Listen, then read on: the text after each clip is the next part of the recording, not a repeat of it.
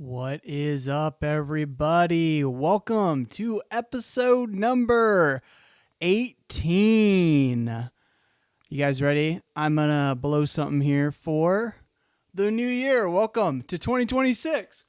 I hope that wasn't too loud. I was trying to make sure that wasn't too loud. Welcome to 2026, everybody.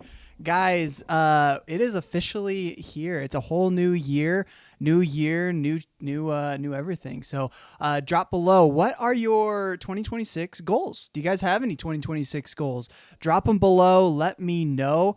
Let's discuss. It's a whole new year, new thing, new deal. It's super cool.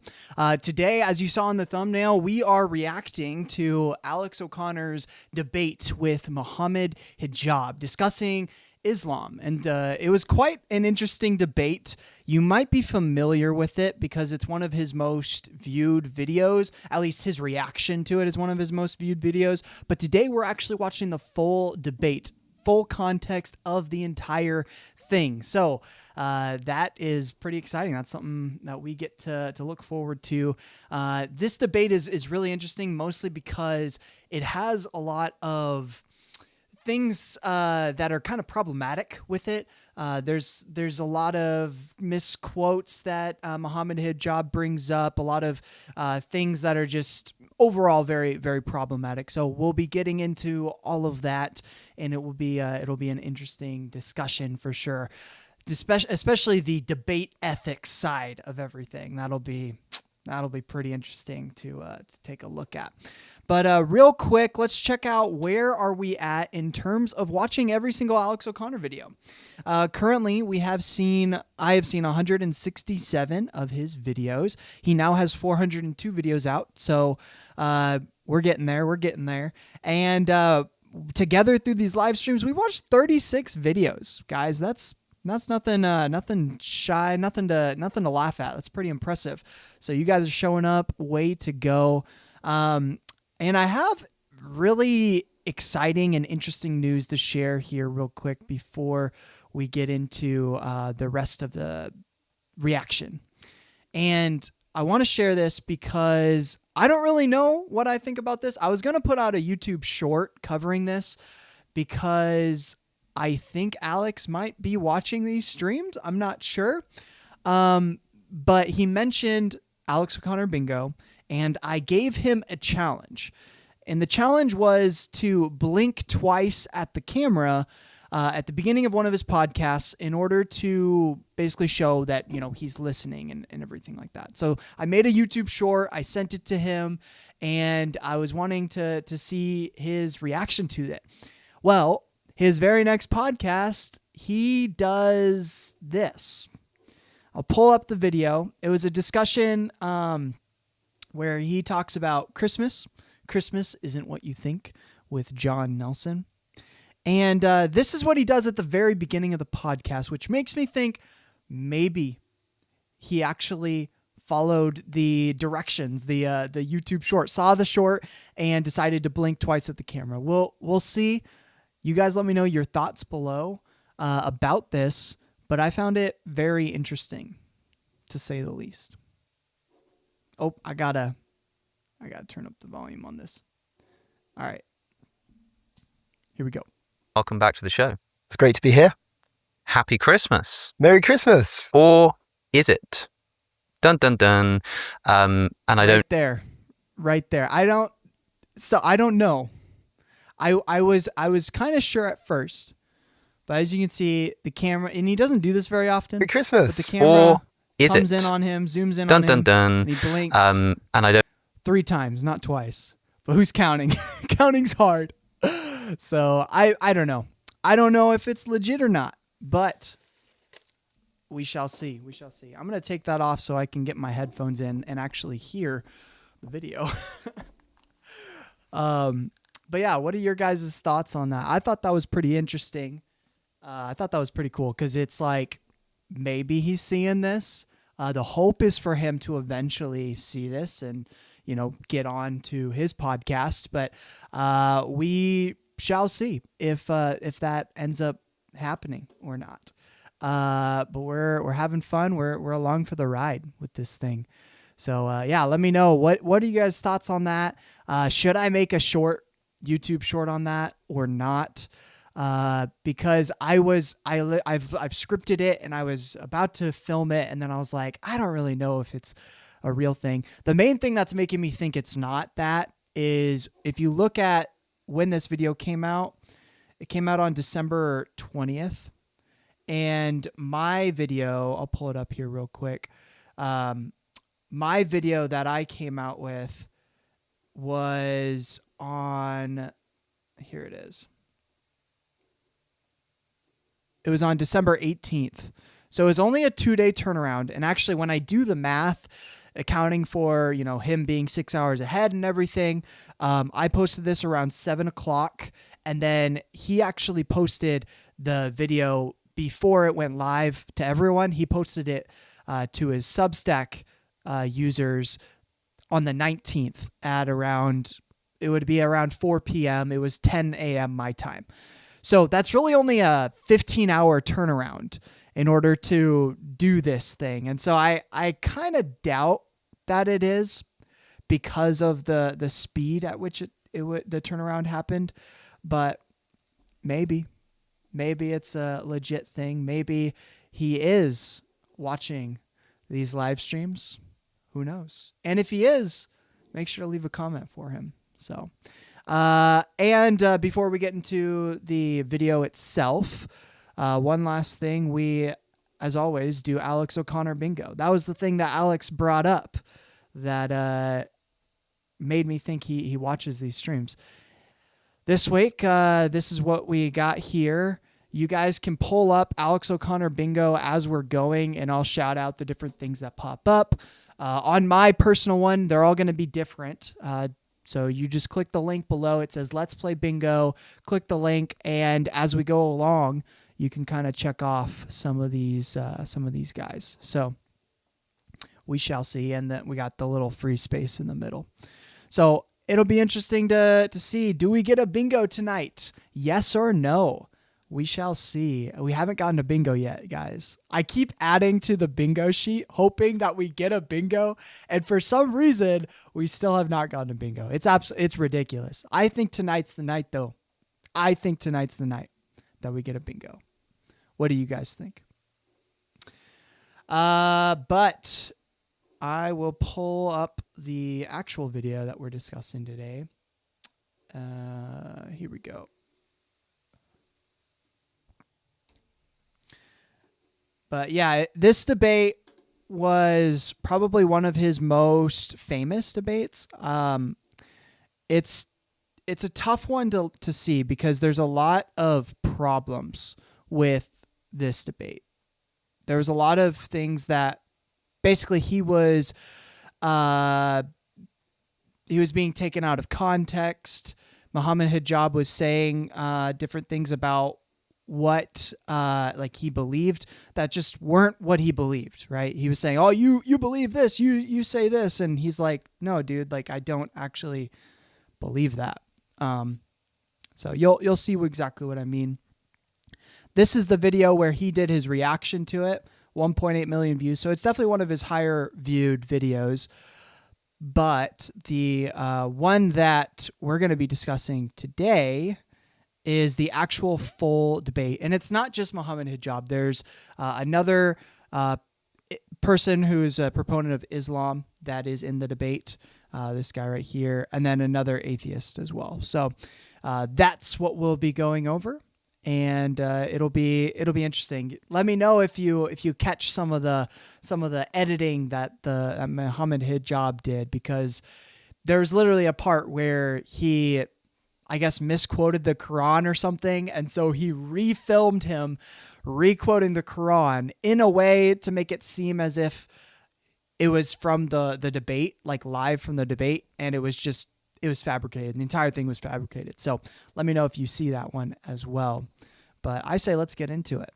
Islam versus atheism, Oxford debate. That's another thing. It wasn't an Oxford debate. It was I think Oxford Forum, which is a part of Oxford, but it's not. It's like a program, student-run program, but it's not the actual like school that ran it. And so it was annoying that they didn't actually get the credit for having put on this debate. So anyway, without dilly-dallying anymore, this is Islam versus Atheism, Oxford debate. Does Alex actually get roasted here? Does he get owned? We shall see. Okay, thank you everyone for coming, and thank you to Corpus Christi for allowing us to use the auditorium. I'll get straight to it and introduce the speakers. So on my far right is Colin Brewer. He's a retired psychiatrist and ex-research fellow at Birmingham. He's a medical journalist and author of several books. He's written for The Spectator, The Guardian, and The New Humanist Journal. And he has a keen interest in history, in the history and origins of religions. Alex O'Connor, to my right, is an Oxford University student here with us. He's got an extremely popular YouTube channel on which he discusses politics, philosophy, science, and religion. To my far left is Mohammed Hijab. He's an academic researcher at SOAS in London, and he's also studied in multiple Islamic institutions. I see Mohammed as a kind of public debater. He roams around London, locking horns with Jews, Muslims, Christians, and atheists alike, and as I'm sure you'll all attest if you've seen his YouTube channel, those are most productive conversations that he's had. Abdullah Al-Andalusi is an international activist for Islam and Muslim affairs. I think it's really interesting. I mean, obviously you want to highlight your guests as best as possible, but Mohammed Hijab is very controversial. A lot of the stuff that he says is confronting, right? Not necessarily like, I don't want to say bad, but it's very confronting, especially if you look up his video where he has a debate with David Wood. I think David Wood, is very confronting as well as a person. Like his personality is very much so that way. So when they actually met up, I think Hijab was like, let's get him, let's get at him. And that debate was... Look that one up. That one's a pretty interesting one to watch, to say the least. But yeah. He's given extensive talks and written articles rationally critiquing secularism, liberalism, secular democracy, and materialism. He's also the co-founder of the public discussion forum, the Muslim Debate Initiative, that promotes open dialogue and critical thought. And without further ado, I'll ask one of the proposition to step up, supporting the motion, Islam explains reality better than atheism. Okay, thank you.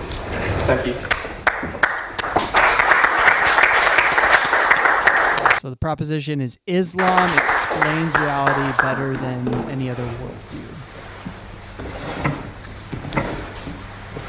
In the name of God, the gracious, the merciful, I'd like to thank the Oxford Forum and my fellow panelists for facilitating this debate, and everyone here for attending. I used to be Christian. My mother was Catholic and my father was secular. I went to a Church of England school and learned the basics of Christian belief. However, with there being so many belief systems, I asked myself a question. How did I know I was born into the correct one? Would I have been something different if I was born and raised elsewhere? I then studied every belief, claim, or worldview I could find, to discover the ultimate explanation for all things. In doing so, I found that many explanations couldn't account for many things that I could observe or prove themselves false or fell apart due to their own self-contradictions or contradictions between what they say and reality. One thing here real quick, I always am a little bit skeptical whenever someone says, I've studied every single religion I can find and I found this one to be true or what have you. I find that to be problematic because if you actually gave a religion as much time as is probably needed in order to figure out whether it seems the most plausible or not, I think you would probably spend decades doing that, right? I mean, I find it very unlikely that, and I don't mean to judge this person at all or say that he's wrong. I'm just very skeptical of that kind of claim because I spent pretty much my whole life living as a Christian and believing that Christianity was true for 23 years. And I now don't think that that's true. I have a different perspective now. And I even still find new arguments for Christianity. I even still find new interesting things from the Bible. I find it actually a very interesting thing to discuss and look into, right? But at the end of the day, it just leaves me more and more agnostic. It doesn't leave me into any sort of religion or faith belief. And so to say, oh, I've looked at them all as much as possible. It's not even just like looking at it logically, but it's also like living the lifestyle. Does it work when you live out the lifestyle? I think that's an important part of it too. And to say that, I'm glad he's found something, but to say that I've done this for you so you don't have to, I just don't think that that's solid. And the other thing is, like, I think it's very subjective no matter what. Like, the religion you choose or the worldview that you adopt is going to have to match the subjective experience that you have. Otherwise, there's going to be cognitive dissonance.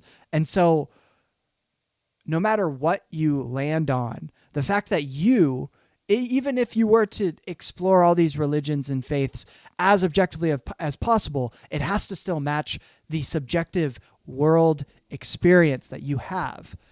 And at the end of the day, that's not going to be the same as someone else if they were in your shoes based on their personality and previous experiences. And so to me, it's very, I get it. It's a very powerful thing to say. It's a very powerful statement, but I have high skepticism of anyone that says anything like that.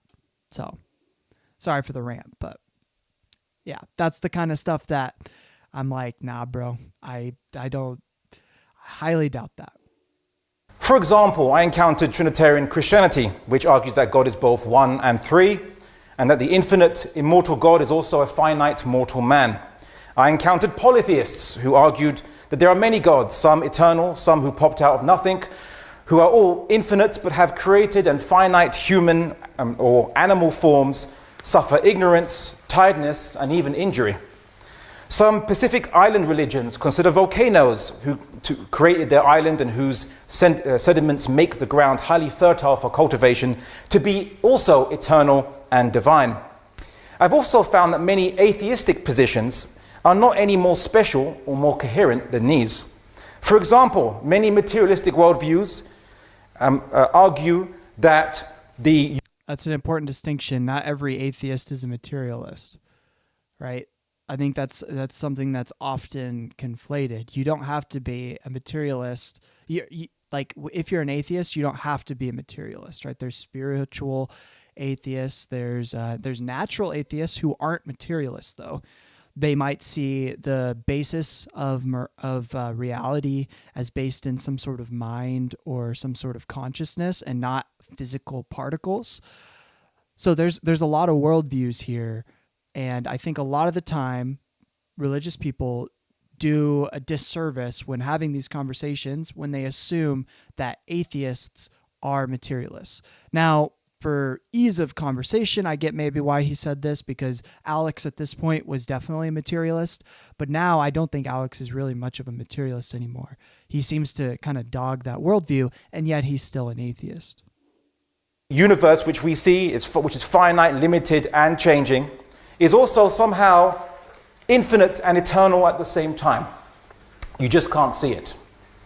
Other atheist positions argue that the universe ultimately popped out of nothing, albeit with precisely measured amounts of energy, but no cause to determine that measure. Of course, there are also atheistic worldviews like types of Buddhism, which goes to show that atheism doesn't preclude spirituality, just God. Okay, cool. I'm glad he said that. When I encountered Islam, I found something different. That Islam describes God as a being of infinite or inexhaustible power and who possesses intentionality or will. He has no human or animal attributes, forms, natures, or appetites. Islam teaches that God is genderless, does not experience tiredness or ignorance, and exists without peer. Surah Ikhlas of the Quran makes clear, Bismillahir Rahmanir Rahim, Qul huwa Allahu ahad. Say God is one, Allahu samad. The self-sufficient, lam yalid wa lam yulad. He does not reproduce, nor was he reproduced. Wa lam yakul lahu kufuwan ahad. There is nothing like him. which means he is without partner, because if there were other infinite gods, they would all limit each other and all would not be infinite or gods at all.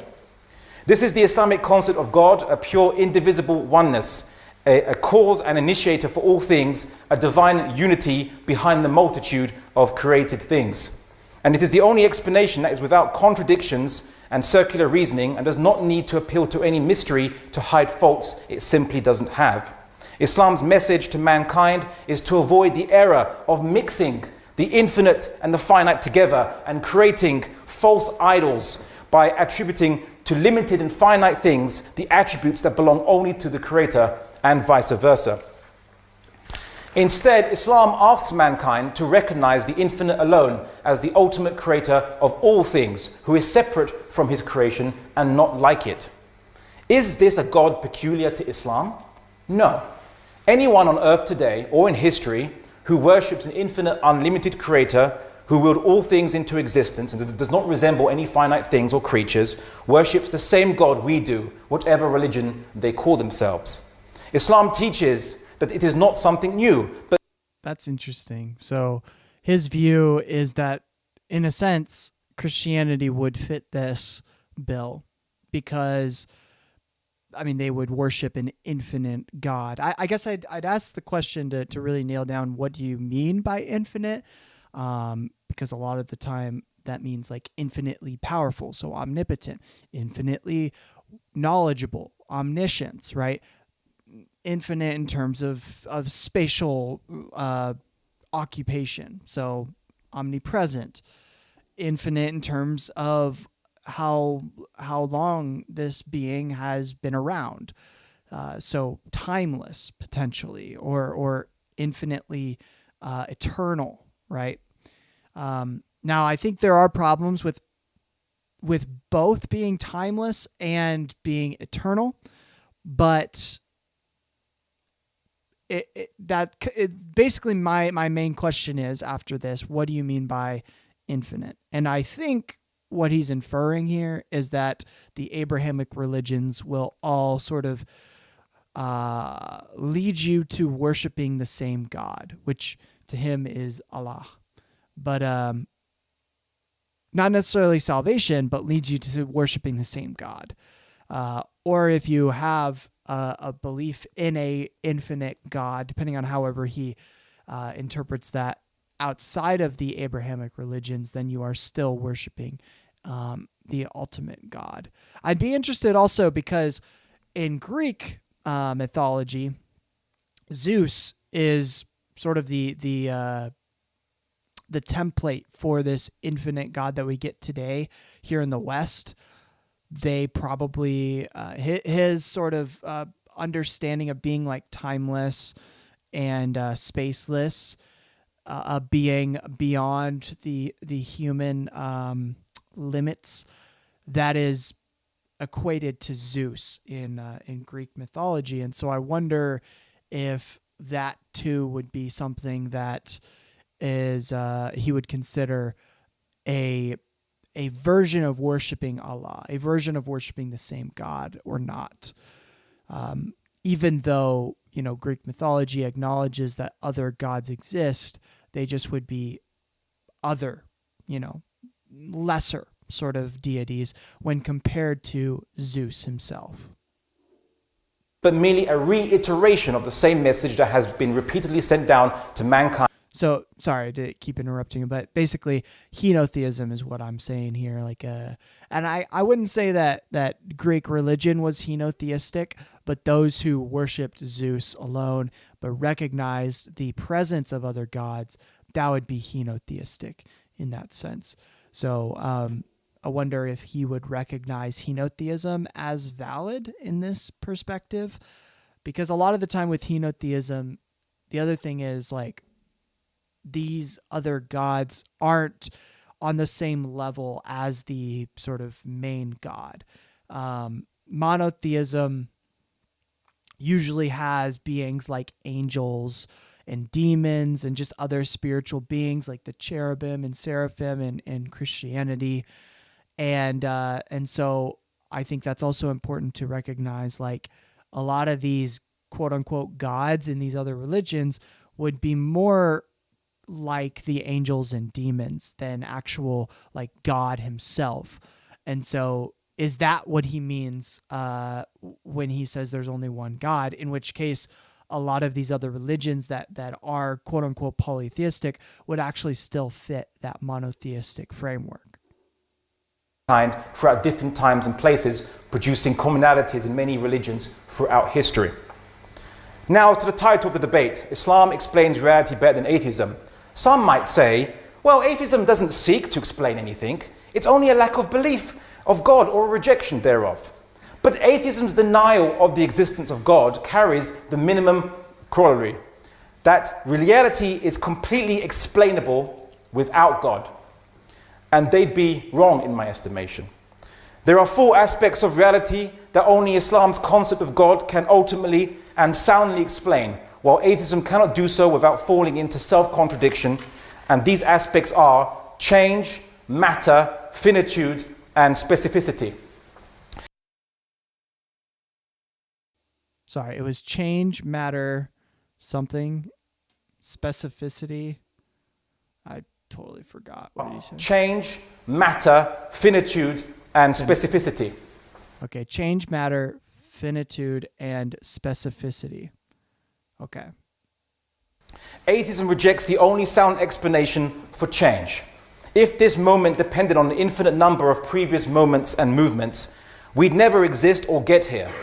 If I were to say that my opponents can begin their speech after an infinite amount of time, they would never have the chance to start their speeches, as an infinite amount of time can't end or even begin if you think about it.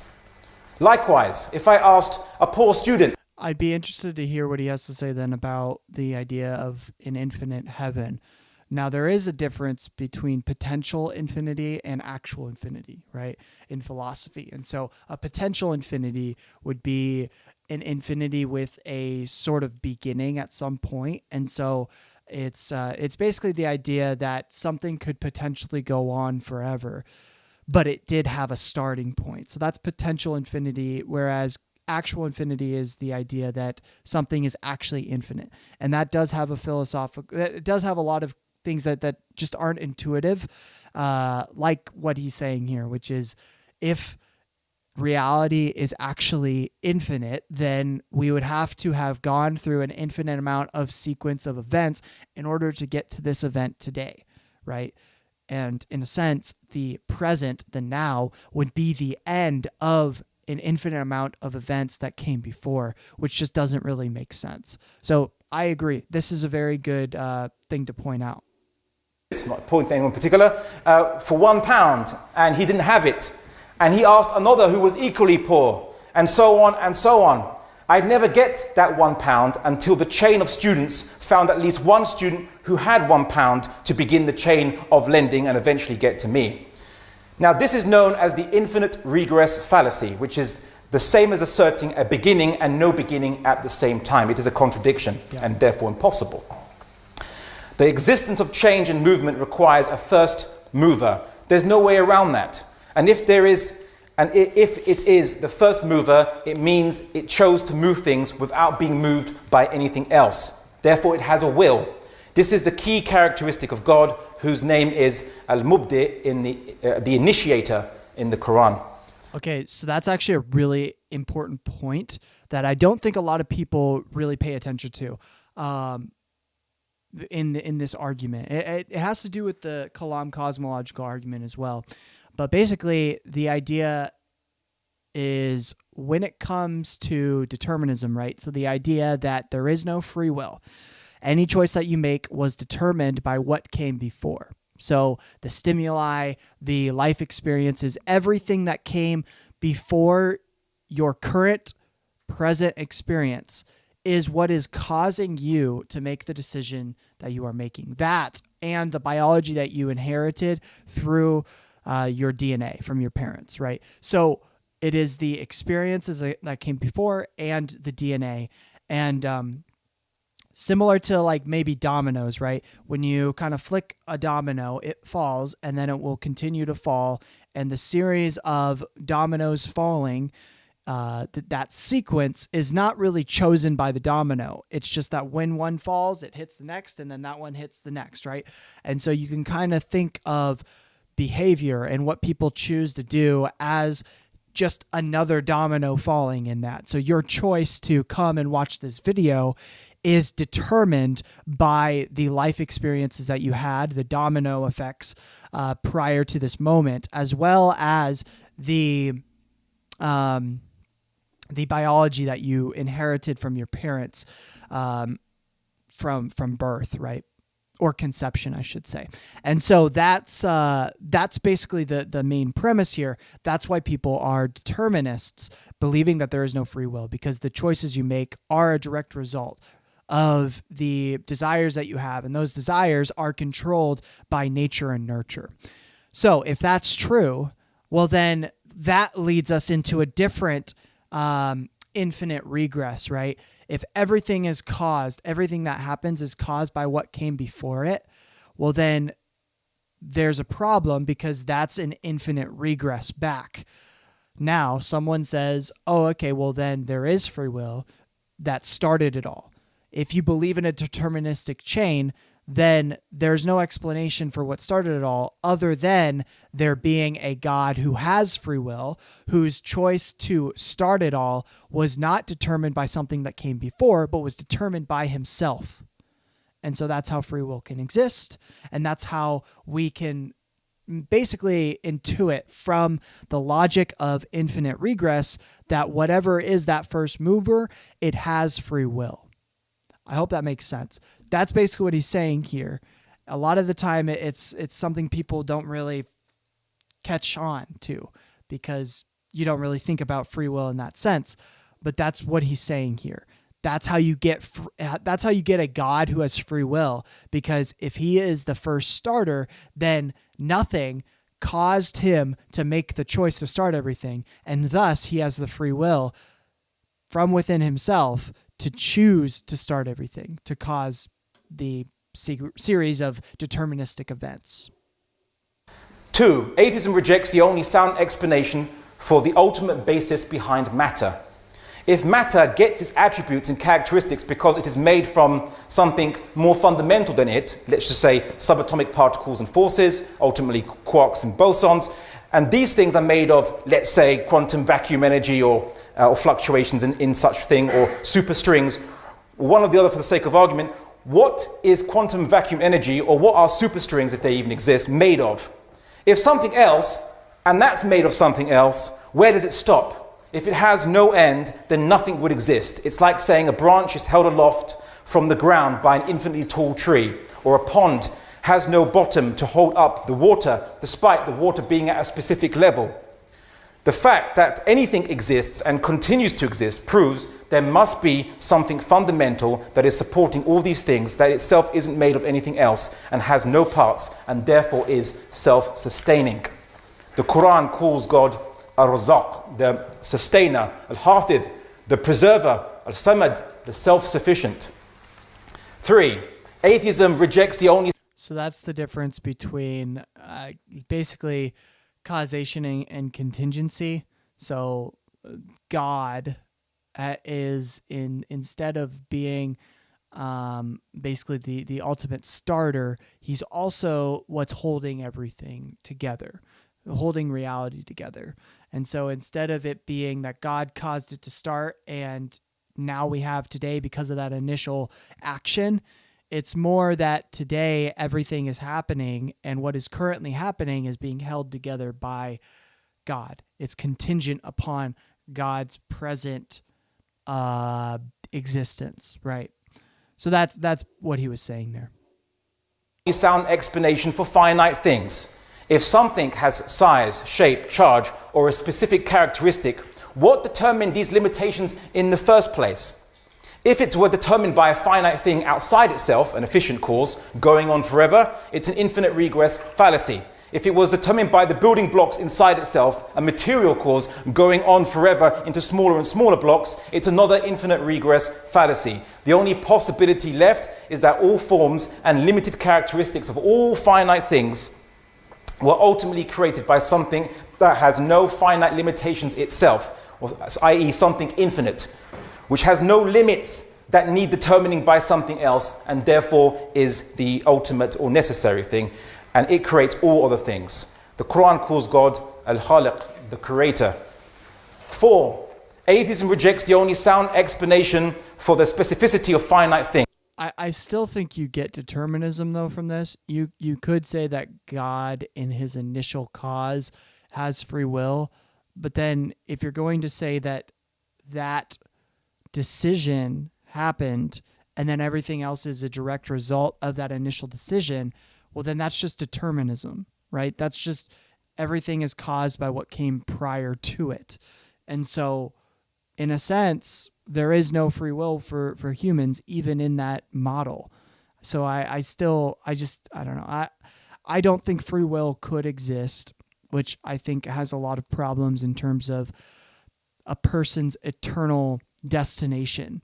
If someone's eternal destination, and I don't understand Islam quite enough, I think it's mostly based upon works, which is still a problem here because the works are then determined. But if it's dependent upon some sort of faith as well, like in Christianity, it is dependent upon entirely by faith, at least in the Pauline tradition, then what we have here is still a problem because that decision is determined by what came prior to it.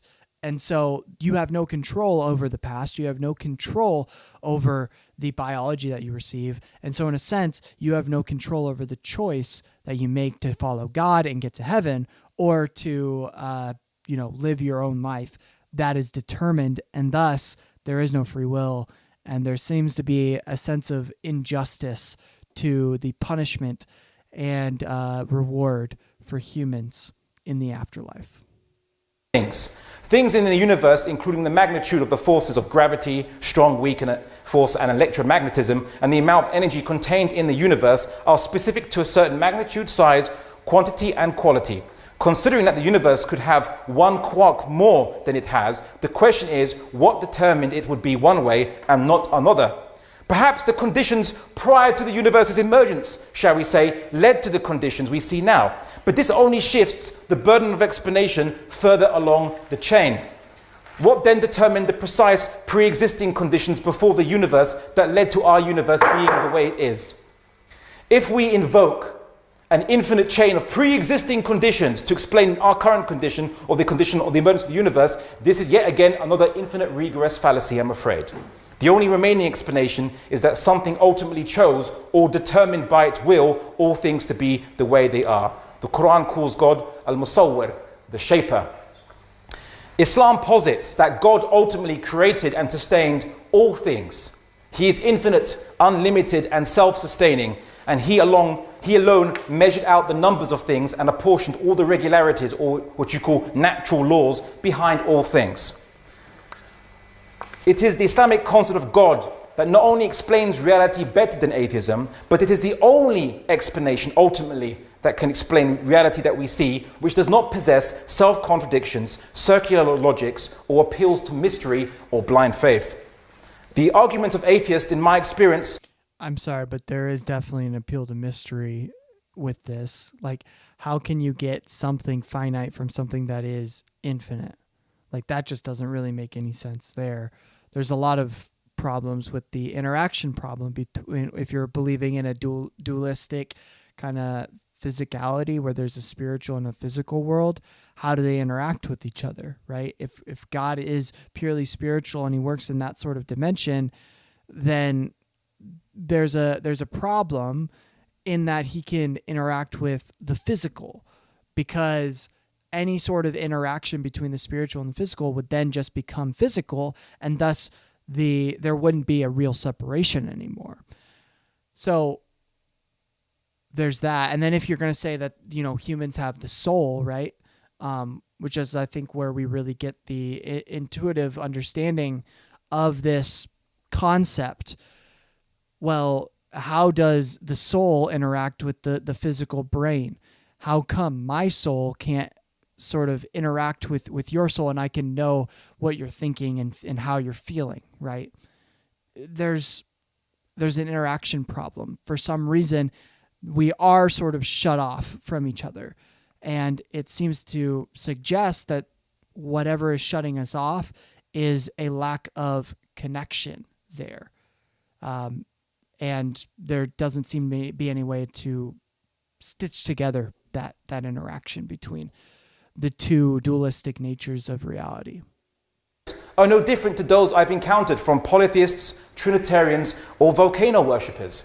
Atheists just call their God the universe, which essentially is just a bigger volcano. Thank you.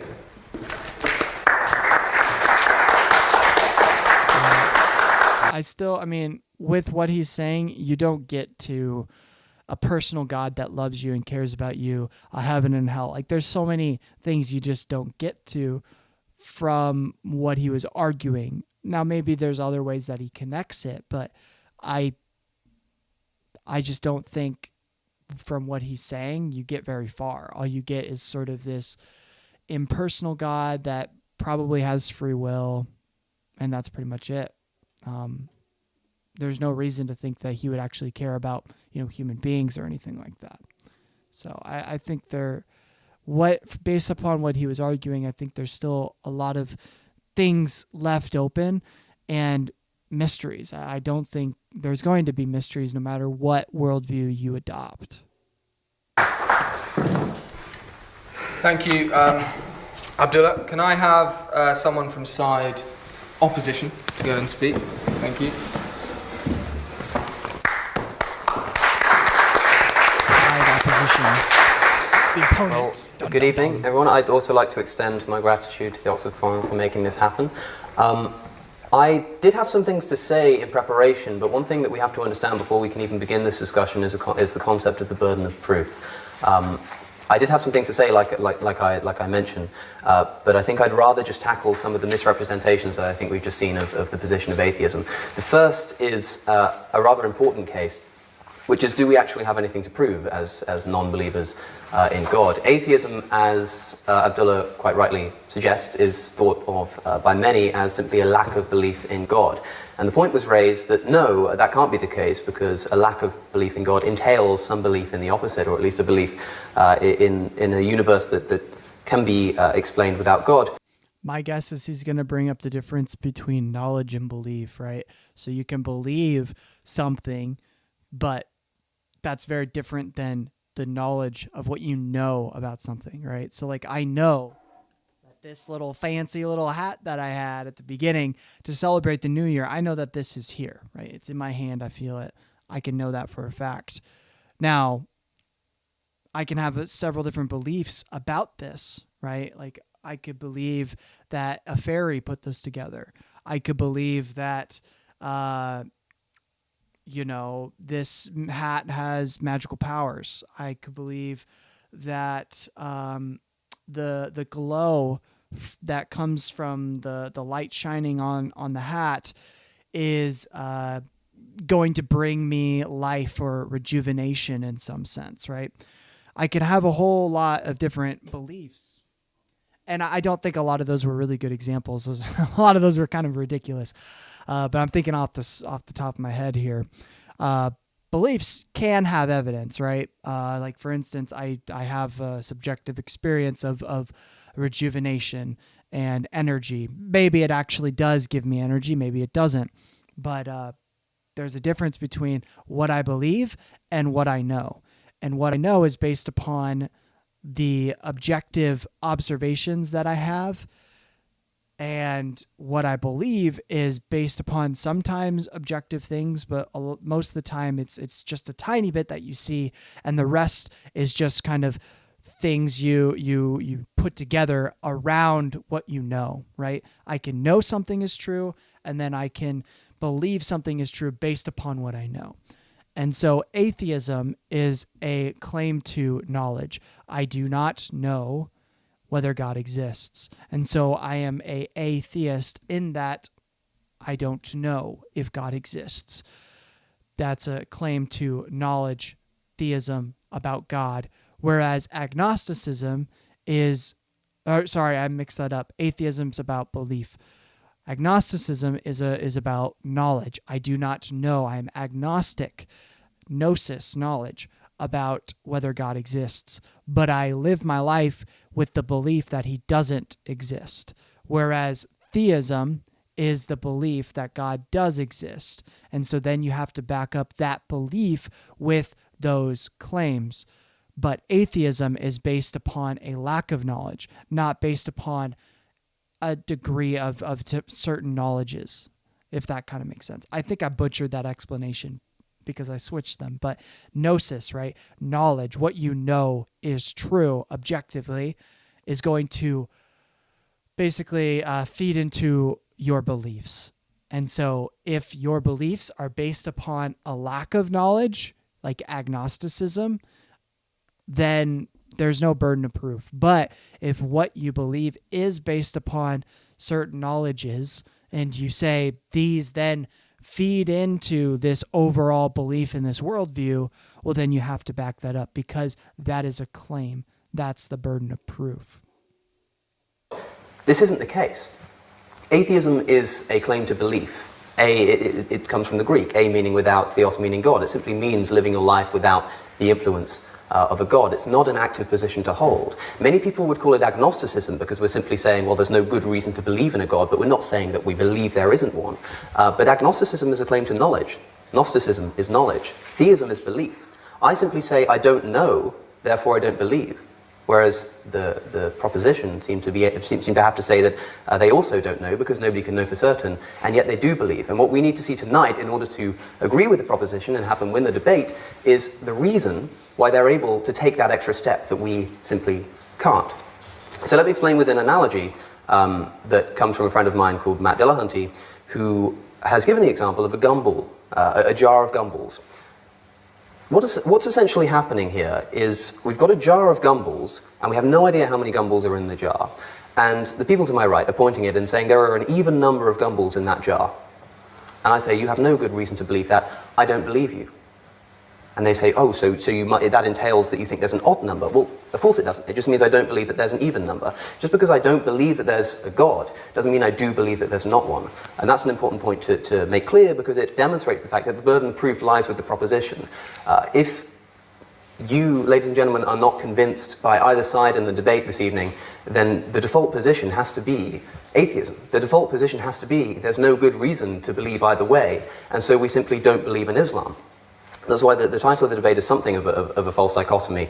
But the burden of proof certainly lies with the proposition. But that's not a problem because there were a number of arguments put forward in an attempt to try and fulfill that proof, which it's worth briefly touching on. For instance, when you bring up the point, Abdullah, about matter, you asked the question, what are superstrings made of? Talking about, I presume, the kind of quantum strings that are thought to be, according to string theory, at the basis of the universe. And you say, essentially, well, what are these made of? And what would that be made of? And what would that be made of? Well, the answer is quite simple. It's, I don't know, and neither do you. And that's the point. Neither of us know. And so I'm simply saying that because we have no reason to know what's at the basis of this reality, what's at the basis of matter, the best thing we can do is throw up our hands and say, until good evidence comes along to believe that it is due to some kind of divine supernatural creator, let's not do so. And certainly let's not instill that supernatural creator with certain qualities that are an extra leap of faith that you can't take that extra step before you've made the first. So I want to quickly check up on our bingo sheet here. So obviously Islam has been mentioned. He's mentioned the idea that atheists don't have the burden of proof. I don't think I have that one on my sheet, but that is something that is on bingo sheets. So if you have your bingo sheet out and you have that one, go ahead and check that one off. What else? Mentioned free will. Mentioned the Big Bang. Is there anything else? Quantum physics. That was mentioned. I should add string theory. That's something I should probably add. Let's see. Richard Dawkins, Split Brain, Christopher Hitchens. I think that's all of them for now. So that'll be something to look out for. Here we go with the rest of the video. Also, on the point of change, you talk about infinite regress, which is problematic. Of course, the problem of everything needing a cause, everything needing an explanation for its existence, whether you frame it as a contingency argument or a cosmological argument, of course, trivially applies to the creator himself, or of course the creator, of course, unless you adopt something of a Kalam cosmological argument that says that, well, we're not talking about everything needing a cause, because, of course, like I say, it would trivially include the creator of the universe. Instead, it's things that begin to exist that need a cause. It's things that have some kind of that have some kind of cause that brings them into existence. The fact of the matter is we have no experience with that. You say that there are atheists who believe that things can come out of nothing. There's no good reason to think that something can't come out of nothing. People often say it's ridiculous to suggest that something can come from nothing. You're not all worried that a hippo has just materialized in your living room while you're out here. But your living room isn't nothing. In fact, there's no nothing in the universe. Lawrence Krauss has shown that if you take away, or written that if you take away every piece of matter from a finite space, and you remove not just the matter, but the radiation and everything that we can conceivably call matter, it still weighs something. Now, that might be a practical limitation. Perhaps there is nothing somewhere and we just haven't been able to access it or create it by removing the sufficient matter in the universe. But the fact of the matter is we have no experience with nothing. And so to say something can't come from nothing is an unjustifiable claim. We've never had any nothing to try it with. In fact, That's a fairly good point. I think another thing that's important here is the idea that the elementary fields, really, they're not really particles, but the basis of quantum physics, when we put them in a what am I trying to say here? Basically, when we gather those together and we put together particles to create different things, those things that result from the combination of different things are not like the new creation of something, right? So like if I were to grab this hat, right, and God forbid, but grab a marker or something or a pen and start drawing on it, I would still consider the hat the same sort of thing, right? Or say instead of adding to it, I took away from it. I took off one of the sparkling nodes on the side and I just kept doing that. And then say I, erased a lot of the markers. Maybe I ripped it up into pieces. At what point does it no longer become a hat? Well, that's a subjective thing. That's something that we determine based upon our cognitive understanding of how we define a hat to be. But at the end of the day, all the particles still exist, just in a different state, in a different type of combination. And so anything that quote unquote begins to exist actually never begins to exist because it's just a combination of existing matter. And so when we say that something begins to exist, what we're saying is that matter that already existed is being combined in a certain way to create something that we consider to be a new thing, even though everything that was already there already existed. That leads you to mereological nihilism, which is the idea that nothing truly exists. And so that's probably what he's going to get to here in a moment. But the Kalam cosmological argument, according to him, is problematic in that it states that anything that begins to exist has a cause. And the response is, well, nothing that we know of has ever begun to exist. And so how can we say that that's true when we've never observed anything that's actually truly began to exist? The only time there was nothing, if there was nothing ever at all, must have been before the universe was created. And so the only thing that has actually begun to exist in any meaningful sense is the universe itself. And if the argument is that everything that begins to exist has some kind of cause, and so the universe must have some kind of cause, well, everything that begins to exist is the universe. So when you say everything that begins to exist needs a cause, you're just saying the universe needs a cause. And the conclusion is, of course, that the universe has a cause. And that's the definition of a circular argument. Now, that's the first point. The second thing I'd like to do, I'm not sure how long I've... It's a very interesting point. And I will say that William Lane Craig rephrased it they had their debate on this, and Alex brought this point up.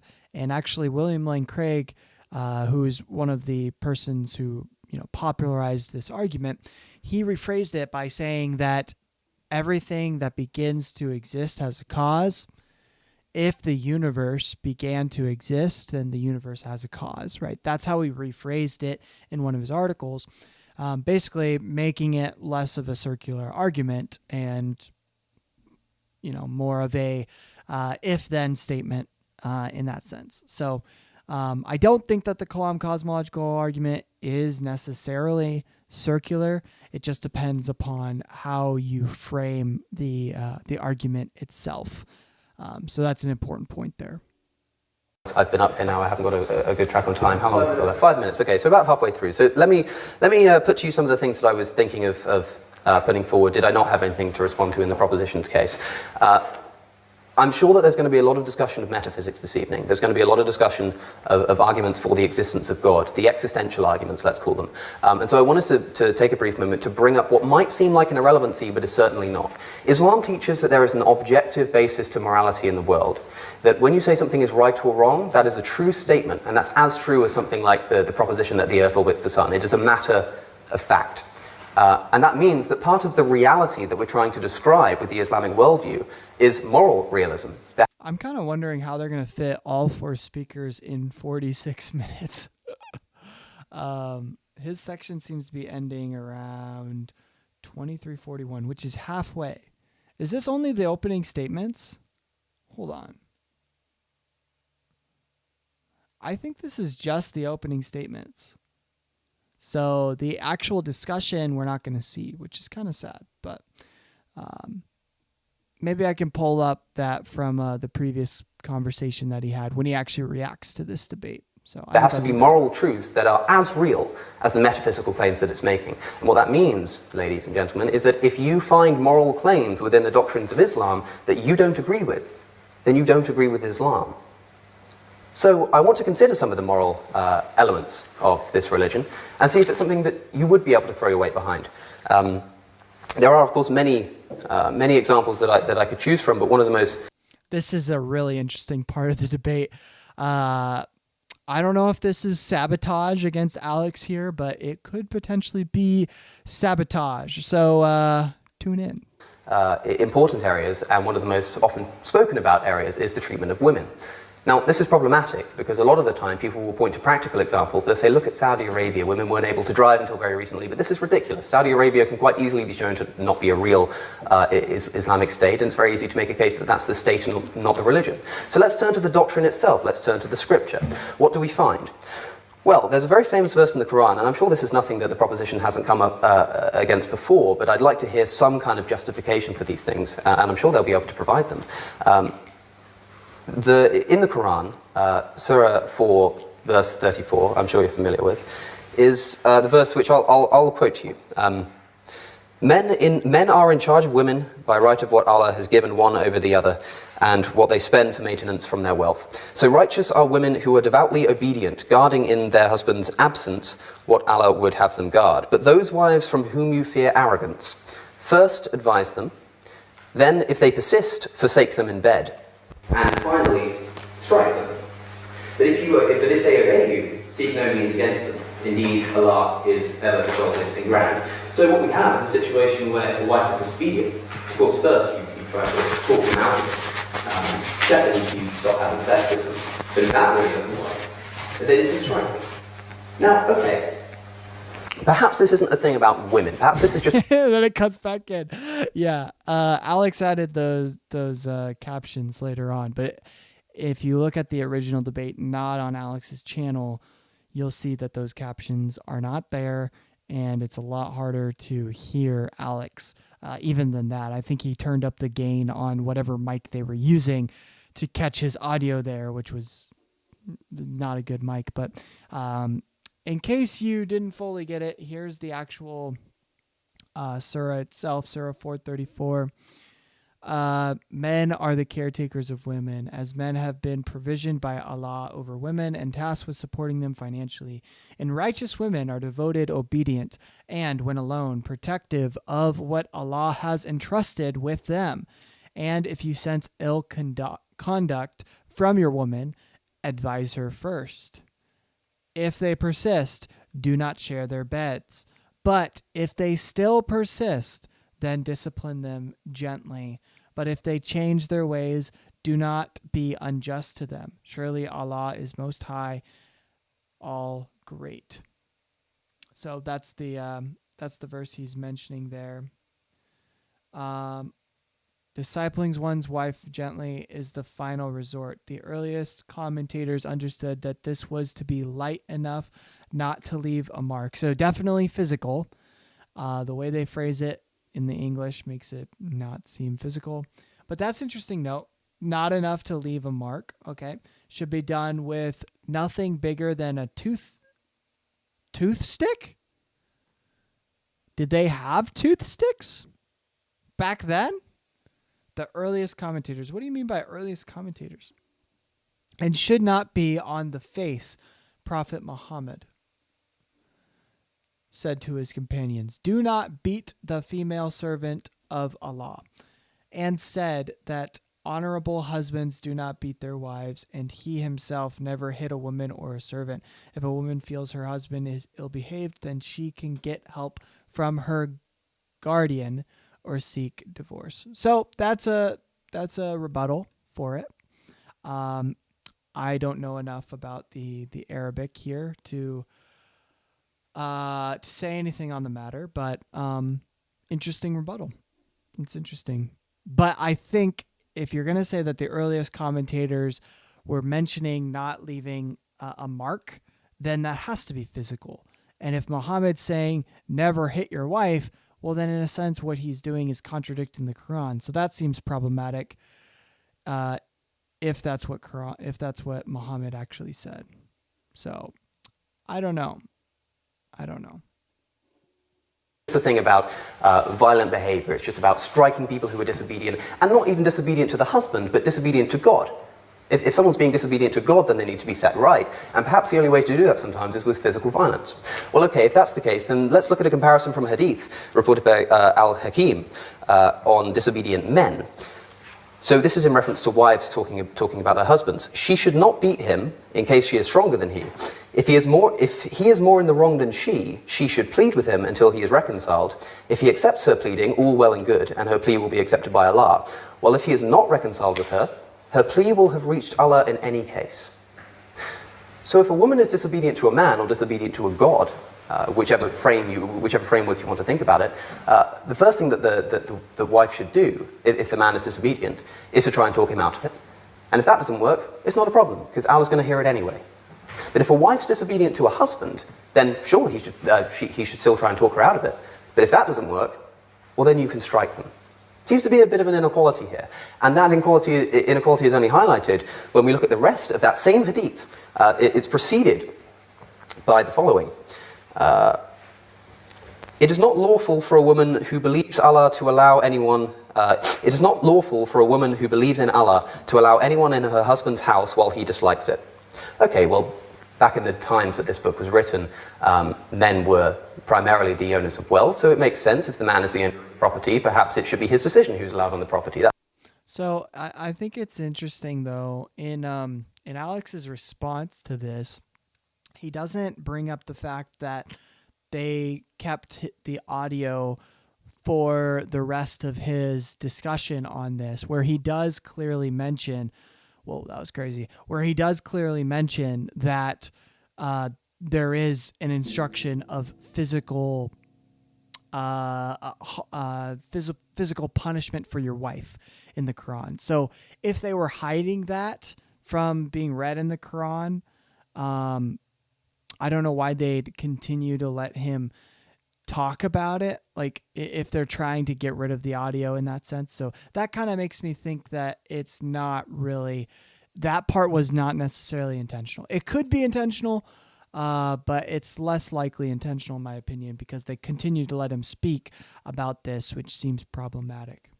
That's not so much a problem. But let's continue. She should not go out of the house if he dislikes it, and should not obey anyone who contradicts his orders. It's getting a bit more questionable now. And to finish off, the very next sentence is, she should not refuse to share his bed. And you can take that to mean what you will, but I'll remind you that if you find any of this objectionable, then you should find objectionable the doctrines from which they spring. Another thing I'd like to talk about, and I'm certain, because I've certainly seen Mr. Hijab respond to this in the past, and it's something I'd love to dive into, is the marriage of the Prophet to Aisha, as certainly the Muslim members of our audience this evening will be aware of, but perhaps not everybody. Muhammad, while in his 50s, married a young girl called Aisha, and I say young, she was 6 at the time. Not 16 or 60, but 6. Now, of course, he didn't consummate the marriage when she was 6 years old. That would be quite outrageous. He waited another 3 years until she was 9. And the proposition has to defend the idea that that was ever morally permissible. And I think that's my time. Is that my time? Yes. Well, that's all I've got, but believe me, I have more.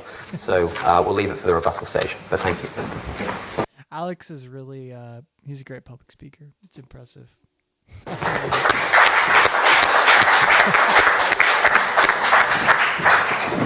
If it was morally just terrible for them to marry a 6-year-old, don't worry. He didn't consummate the marriage until she was 9. That's crazy. If the next speaker on proposition, Mohammed, thank you. The moment we've all been waiting for. I want to thank everyone for coming today. Thank you very much for coming. It's first day of Ramadan for us, and we're happy to have you. So that is another instance of the audio cutting out. Alex does mention that in his response, but you were able to hear what he was saying in this part of the video, whereas in his own part, when his audio cut out, you couldn't hear. I don't know. Yeah, I don't know. I don't know what the basis of that might be. So, I don't know. Now, I've come here, me and Abdullah, actually, we've come here to refute magic. Wait a minute, what did you say? Let me say that one more time. We've come here to refute magic. It's actually an interesting magic trick where there is no bunny, there's no hat, and in fact, there's no magician at all. It's the proposition that something can come from nothing. Not only from nothing, ladies and gentlemen, but from nothing and by nothing. The Quran says, أَمْ خُلِقُوا مِنْ غَيْرِ شَيْءٍ أَمْ هُمُ الْخَالِقُونَ أَمْ خَلَقُوا السَّمَاوَاتِ وَالْأَرْضِ بَلْ لَا يُوقِنُونَ. Were they created from nothing? Or were they themselves the creators of themselves? Now we've heard Alex today, for the second time I've heard him say this. He says that the universe may have come into existence from nothing. Minute 14 to 15 in his video, does the universe... Well, he was saying that we've never seen anything come into existence. So the idea that something coming into the existence from nothing is not necessarily absurd, because we've never even observed anything coming into existence at all. Everything's just the collection of what's already existing material. And so when we say that something comes into existence, it's really a semantic way of saying that particles have come together to create something, even human beings, animals, all of that. So what he's saying is we've never truly observed something coming from nothing. We've never truly observed something coming into existence. And so if that's the case, then if something were to come into existence, potentially it could come from nothing. We just don't know. Like, we've never observed that. It's unknown science in a sense. Universe have a cause. He says when the universe came into existence, it well and truly came into existence from nothing. Now wait a minute. So that, I believe, is him responding to someone else. So that's a quote that is not what he believed, but rather him taking on someone else's belief or something like that for argument's sake, basically, when he was having that discussion. So I don't think this is something that he actually truly believes. Ladies and gentlemen, I have a challenge. That's an active claim. He said, I'm not here to make any active claims. Sorry, that is an active claim. Look at the syntax of that particular sentence. You're saying the universe came into existence from nothing. Don't pretend to be passive. Oh, I don't know. No, you do know. You're making a... To me, it's problematic that he is not responding to Alex and his opening statement, but instead is attacking things that Alex said in the past. You know, like respond to the person who's actually there rather than responding to quotes from the past. A statement. Either you know what you're saying or you don't. Tell me how the universe came into existence from nothing and by nothing, ex nihilo. I want to know. Tell me how that's possible metaphysically, ontologically, cosmologically, from first principles. Give me the answer, please. But it's interesting because in his other video, Something from Nothing, where he was debating the contingency argument with a fellow American, or an American man, minute 48, he says this, listen to this. He agrees with the radio guy that was speaking to him that the universe is a necessary existence. Wait a minute. What's going on here, ladies and gentlemen? What does necessary existence mean? A necessary fact is a fact. This is really funny. Look at his response here. Necessary existence. Wait a minute. Right there. Alex is like not. What's going on here, ladies and gentlemen? What does necessary existence mean? A necessary fact is a fact that cannot be any other way. 2 + 2 = 4. That's eternally going to be the case. So a necessary existence is eternal. It cannot be any other way. So wait a minute, if the universe is eternal, how could it come from nothing? Contradiction. It's a contradiction. You can't have it both ways, my friend. And this is what atheism leads you to. Contradictory set of propositions. Either you have your cake or you want to eat it. What are you going to do with it? Tell me now, did the universe come from nothing? If so, how so? That's an active claim. Is the universe a necessary existence? If so, how so? That is an active claim. Is it eternal? Just, come on, please. Don't pretend to be innocent and agnostic. Number 2. You could say, no, there's a multiverse, or there's an eternal fabric, or there's an eternal universe. But it's a little bit frustrating because obviously this is the main event here, right? We want to see what Muhammad Hijab has to say because it's pretty unhinged. But it's a little bit sad because the fact that this is the part we pay attention to and not the initial opening statement defending Islam is sad, because the initial opening statement was pretty solid. There was a lot of really interesting things to discuss. I don't necessarily agree with a lot of the conclusions, but they were good arguments. Whereas this is just like, hey, let's pick out a little quote, say that this is what you meant by that quote, and I'm going to argue a straw man version of what you believe, when in fact, those are not things that he actively believes or has ever really truly proposed. I think one of the things he actually says is something he used to propose, but it's not something he still holds to. He's changed his mind on that over the course of, 3 years. So a lot of this is very problematic for that reason.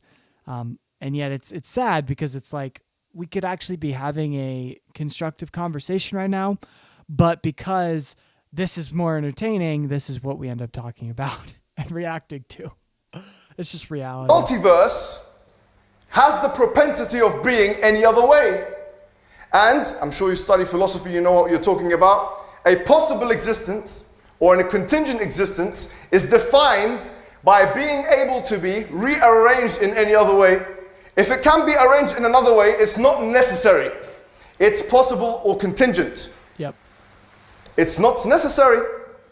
So a multiverse cannot be necessary existence because it can be arranged in another way. It can be out of existence. So wait a minute. He never said anything about a multiverse.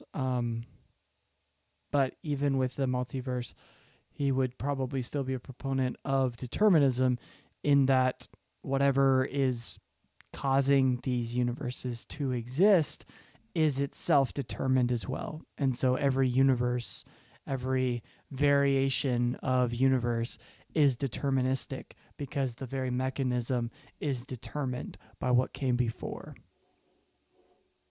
A minute. This is very important, guys. Hold on.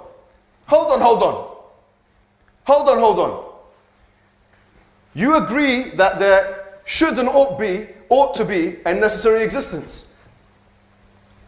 If you agree with me on that, then you're not an atheist, because the necessary existence is the Islamic definition of God.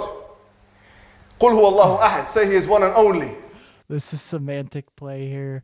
Necessary existence just means there's no other possible worlds, right?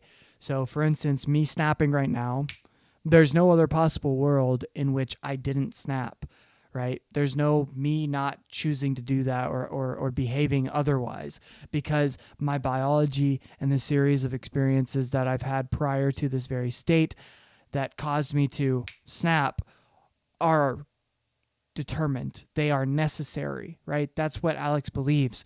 And so when he says that there's a necessary existence, he doesn't mean that there's a necessary being that caused everything in existence. What he means is that the actions, the behaviors, everything that occurs in reality is necessary because it's based upon what came before it. It's determined by prior causes. That's what he means by necessary existence. The self-sufficient, the independent, meaning the necessary existence. لَمْ يَلِدْ وَلَمْ يُولَدْ. He begets not, nor is he begotten, meaning he's eternal. If you say that there's a necessary existence, you cannot say you're an atheist from an Islamic perspective. And from a philosophical one, moreover, we have to ask a question now. We're talking about Islam.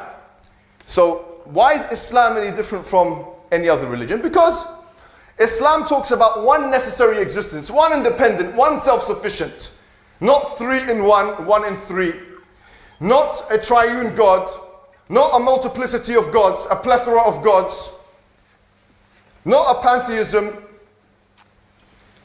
And by the way, I have to make this clear now.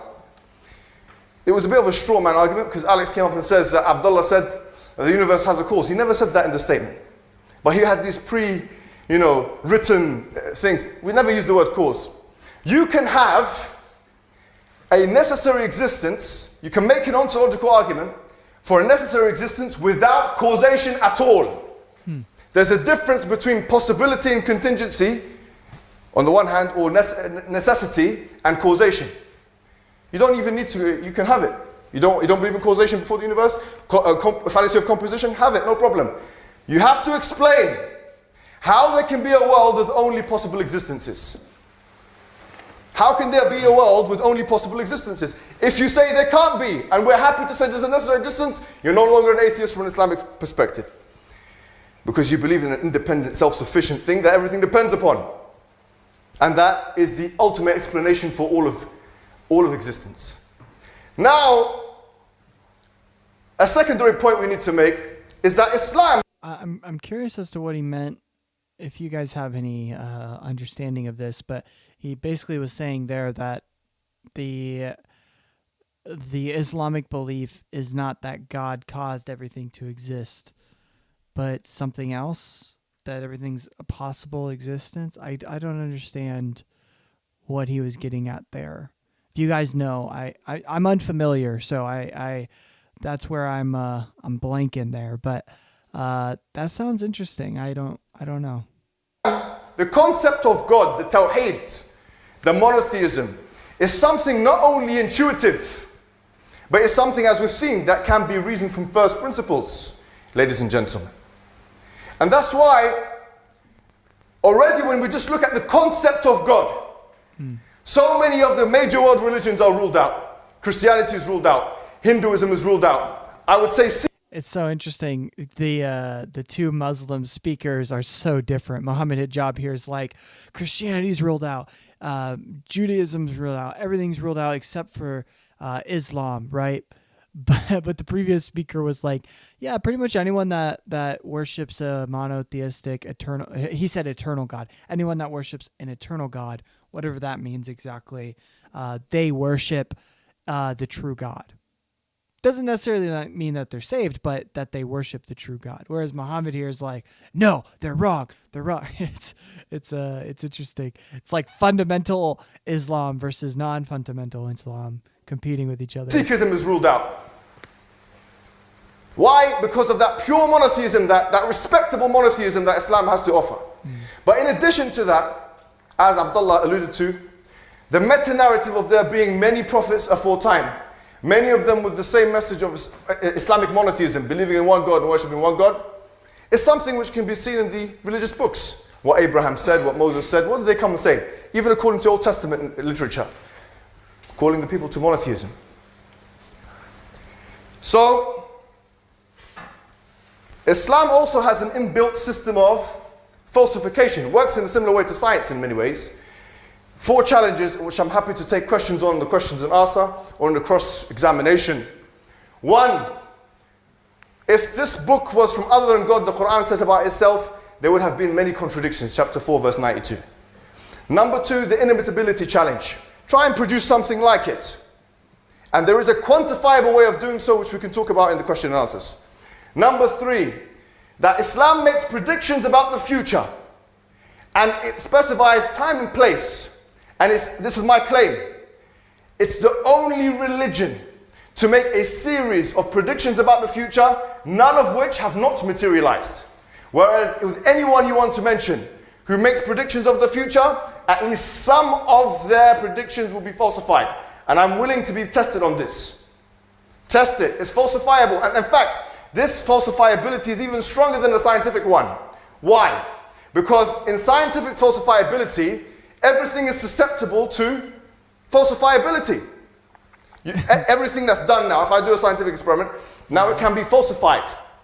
But with a retrospective perspective, a hindsight perspective, if predictions have been made of the future, we can see whether those predictions are right or wrong.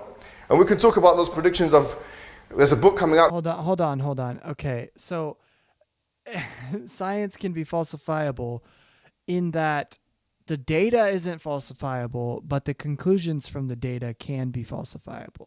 So science is going, as long as it's conducted well, is going to give you a set series of data. And how we interpret that data is going to be dependent upon how good the experiment was and how many types of experiments we've done, the types of bias, whether we've examined that. All of that is going to come into our conclusions from the data and whether those conclusions are solid enough or not. So a good example of falsifiable science is the idea of gravity. Isaac Newton, we still teach about gravity in the same way. He discovered how gravity functions. He called it a force and said that it functions in this way. And he gave a series of mathematical equations that describe gravity. That is objectively true, what he was saying. However, his understanding of what gravity was incorrect.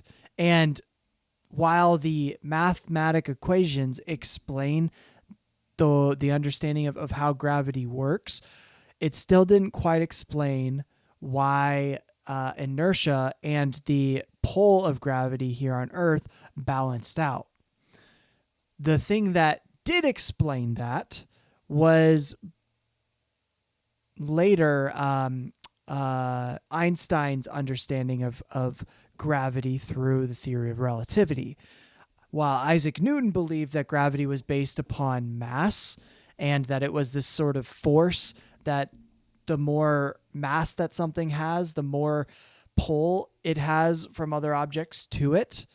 That's how Isaac Newton described gravity. Einstein understood it as rather the bending of the space-time fabric. And so if you could think of space and time as a singular fabric of reality, the more heavy something is, the more that it sort of weighs down on the fabric of space-time. And the less mass that it has, the less that it weighs down on the fabric of space-time. And so that's why we have things rotate around. If you play the example that Einstein gives, where he lays out a fabric, and then he puts like a bowling ball in the middle, and then he spins a ping pong ball around it or a golf ball or something like that. It rotates around it at the same rate because the gravitational pull is based upon the mass bending space-time, which is in that analogy the fabric that is being bent by the weight of the object, the mass. And so it's not a force, but rather the bending of space-time itself because of the mass. And so it's a different way of explaining the same reality. The math still works when we look at it from Isaac Newton's perspective. However, what is actually happening is not entirely accurate. The data works and the math equations math out. However, it's falsifiable because it doesn't fully explain everything that was concluded from Isaac Newton's equations. And that's where Einstein came in and more accurately expanded upon the scientific conclusion.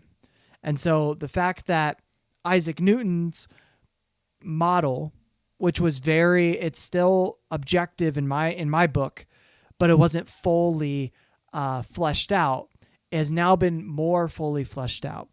And so in a sense, it has been falsified through later exploration by Einstein. So that's true, but both still work when describing reality. And so when you say that something is falsifiable through science, it doesn't mean that the data is going to be wrong. Data is data. It's objective. But our conclusions from the data might not be fully fleshed out or fully correct. And so that's where you have multiple experiments and you continue to test things and work at things to come closer and closer to a conclusion that best fits all of the data. Because the more data you have, the more accurate your conclusion is going to be using the scientific method. Whereas what you're saying, you're basically saying that I'm going to look at what this person said as a prophecy and then look at what actually happened and determine whether that prophecy is accurate. Well, there's a lot of selection bias there, right? If the language there is kind of fuzzy and not necessarily fully fleshed out, right? You could say, oh, well, the flower here in this prophecy is actually a representation of America. And when the flower withers, well, that's a representation of 9/11. You know, it's like, well, you know, sure, that could be the interpretation, but it's kind of fuzzy here. And I don't know what he's referring to. But to me, if you're going to make that claim, it seems like you're relying a lot on interpretation of words rather than data. And if the words cannot be falsified, well, then that's a problem because they need to be able to be falsified in order to come to a better conclusion based upon the data. Called The Forbidden Prophecies by Our Era. That's going to be something which details that case in detail. Now, the interesting thing is you have a nihilist, someone who does not believe in existential.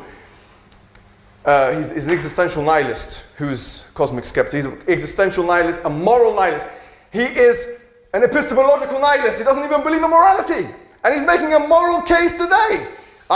So, Alex, he does respond to this in his own response where he says that I was a moral nihilist at one point, but at this point in his career, he's no longer a moral nihilist in the sense that he believes that morality is like as a thing, we can't know whether we ought to do something or ought not to do something, but that based upon the evolutionary traits that we've received through the evolutionary process, there is a general goal of pleasure. And you can be objectively right or wrong about the decisions that you make that will lead you toward pleasure or toward pain. And so in a sense, morality is objective because the goal itself is inherited and determined and basically once that has been set and will always be set in the same way because it's a deterministic world, well, then that's just what morality is. And so it's objective to the extent of which we usually determine things to be objective, despite the fact that we can't ever really know whether morality is truly right or wrong. It is based upon a objective goal that we all share. And so because it's based upon an objective goal that we all share, given to us through the evolutionary process, whether that thing that we all share is subjectively gained or not, it is still something we all share. And so we can make objective determinations of what is right or wrong based upon that goal that we all share. I mean, I don't know how this works. I really don't know. He says, I subjectively value my liberty. In one of his videos, The Moral Argument, 1 hour and 16 minutes.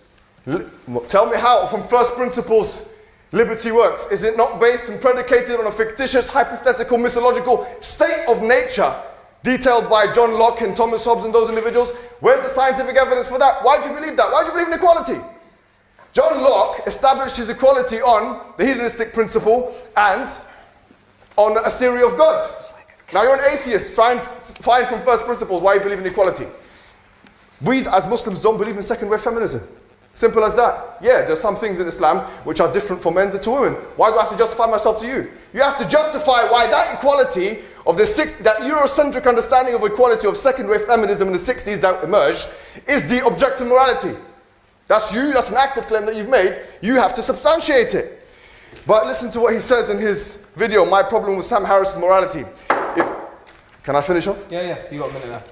If you go to Somalia and tell those women, why do you put those women in bags?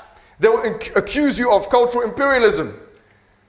So why are you asking the women if they've been put in bags? What kind of discussion is that? What kind of sanctimonious Orientalist understanding of morality is that?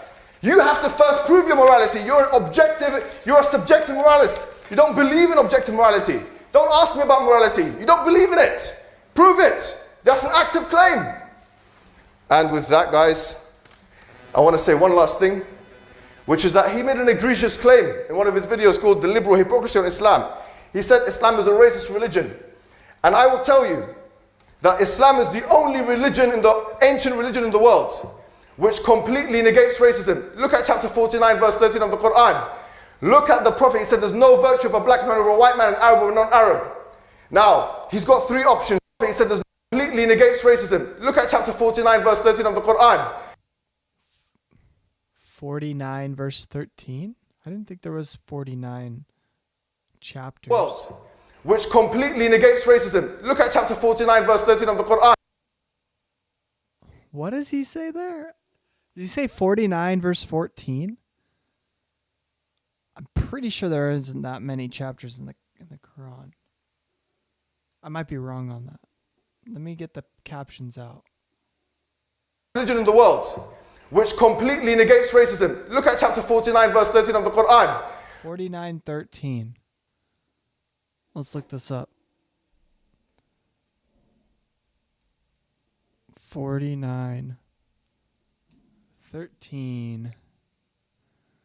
Okay, no, there is 49. I didn't think there was.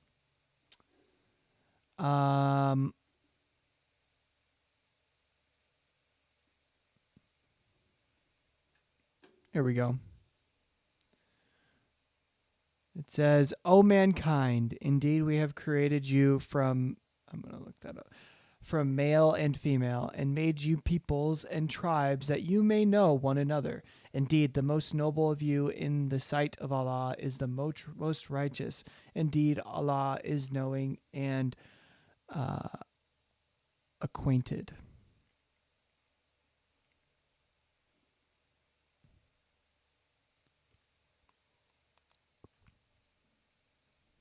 Okay.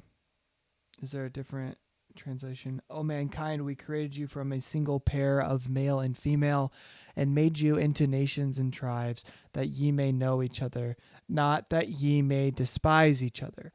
Verily, the most honored of you in the sight of Allah is he who is the most righteous of you, and Allah has full knowledge and is well antiquated with all things. Okay. Sure. I'll sounds good to me.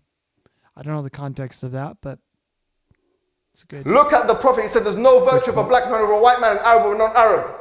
Now, he's got three options. Option one, to retract the statement. Option two, yes, option two, to provide the evidence. Or option three, face public humiliation today. And there's no fourth option. So don't make claims about morality and about Islam if you haven't even read the Islamic literature and you don't know what is in its contents. Sorry for the, I know it's quite a, performance, but it's a very strong, it's a passionate topic for us. I'm thanking everyone here, and I also thank Cosmic Skeptic for coming and for once speaking to the Muslim community rather than about them. Thank you very much for listening.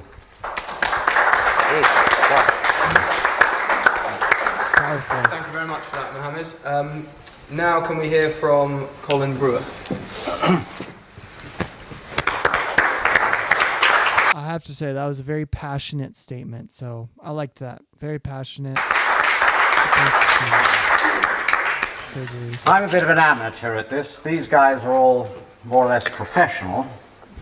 I wish I was as certain of anything as the people on this side of the table seem to be of absolutely everything.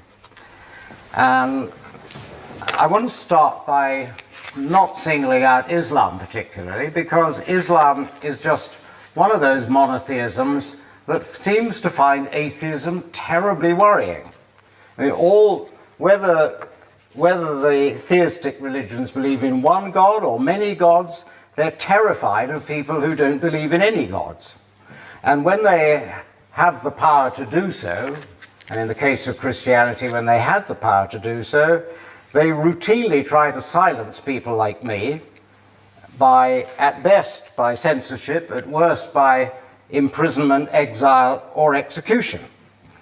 And there's nothing particularly Islamic about this. Christianity was executing people just for being the wrong sort of Christian before Islam was a twinkle in Muhammad's eye.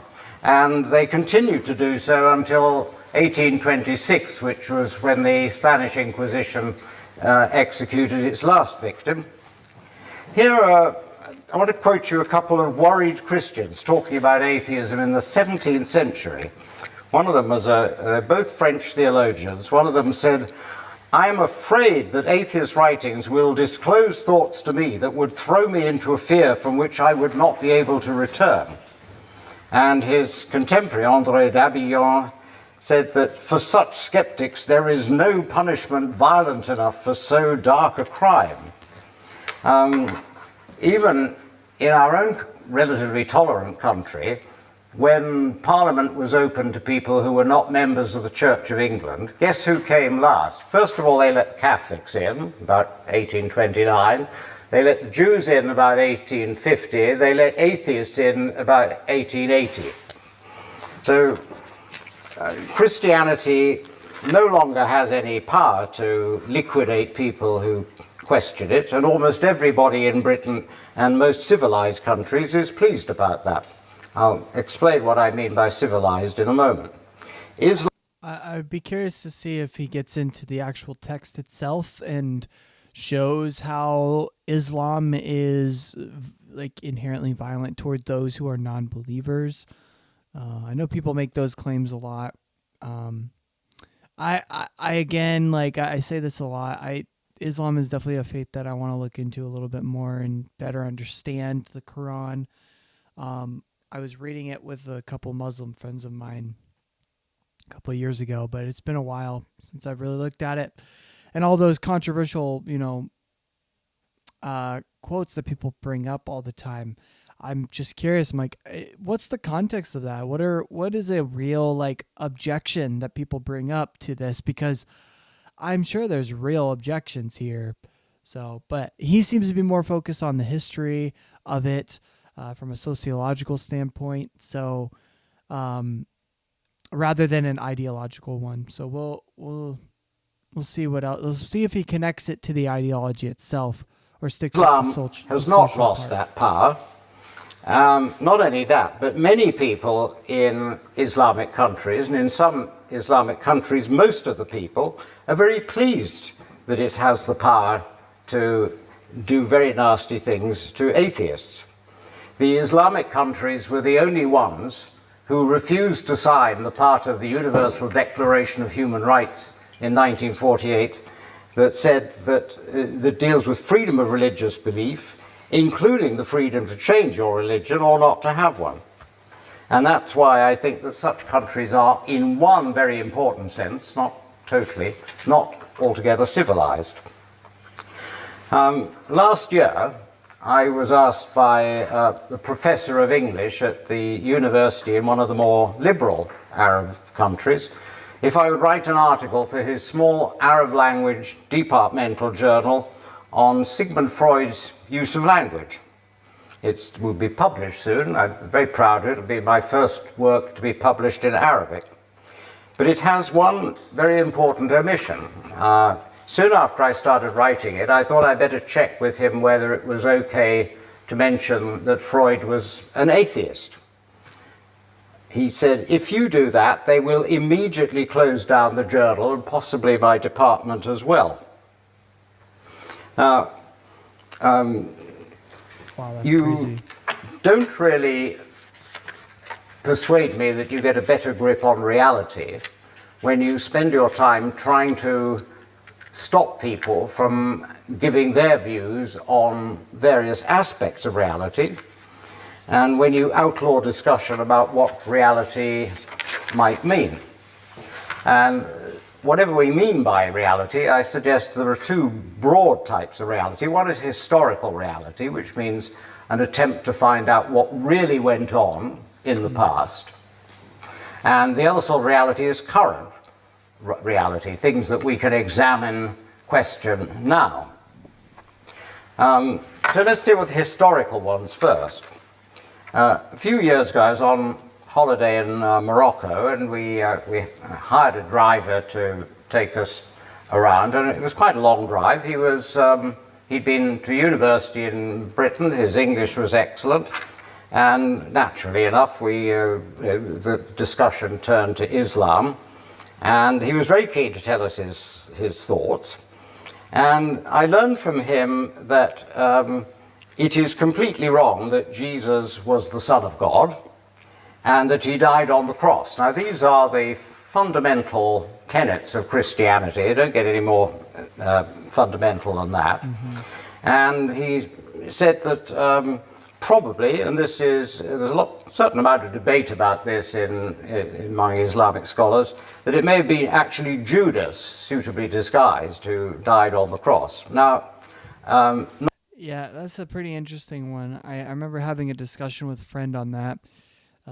There's the Gospel of Bartholomew, where there's a scene of Jesus in the garden praying, and God takes him up into heaven, and that's how he leaves the earth as a prophet, similar to like other prophets like Elijah. Is it Elijah? Yeah, Elijah, who left in a flaming chariot, or Enoch, who just kind of walked off with God into heaven. So they believe in the Gospel of Bartholomew, it's presented in that way, where Jesus in the Garden of Gethsemane is just taken up into heaven. And then instead of Jesus being crucified, God makes it so that Judas appears like Jesus. And then when he brings the soldiers to find Jesus, they instead look and find that Judas is there looking like Jesus. They take him away and they crucify Judas in place of Jesus. So that's at least the Gospel of Bartholomew, how they present that. And a lot of Muslim people will point to that text and they'll say, this is what happened. You don't have to believe that that's exactly how it happened, but that's something that a lot of Muslims will point to as an explanation of how there was a crucifixion, but it wasn't Jesus who was crucified. Not being a theist, I don't particularly care which of them is right. They cannot both be right, either Jesus died on the cross or he did not die on the cross, and either he was Jesus or he was Judas. But they cannot both be right. They can, however, both be wrong. And that is the problem when you start insisting that things written in ancient documents must be believed without any question. There is actually a lot of questioning to be done about the origins of the Quran. There is... I mean, I don't know if he's actually making this claim here. It seems to be more of a claim of lacking the knowledge. But the crucifixion of Jesus is pretty well established because, I mean, I don't want to say opponents. That's the word that's often thrown around. But just, people who were not Christians mention Jesus being crucified. Like Josephus mentions it. Pliny the Younger mentions it. Tacitus mentions it. A lot of these sources are many decades after Jesus, some a century or two, but they're fairly early, as like in a comparative sense. But if you want something really early, Paul, the apostle, believed that Jesus was crucified. The early church, according to 1 Corinthians chapter 15, in the early church creed there, believed that Jesus was crucified. The historical cooperation between the story written in the Gospels of the crucifixion, when compared to real history at the time, seems to make sense. There was a Pontius Pilate who was governor over Jerusalem at the time, and he would have been the person to crucify Jesus, and that's something that is mentioned, right? So while I don't believe in the resurrection, I do believe there is fairly good evidence for the crucifixion of Jesus, not to mention potential artifacts.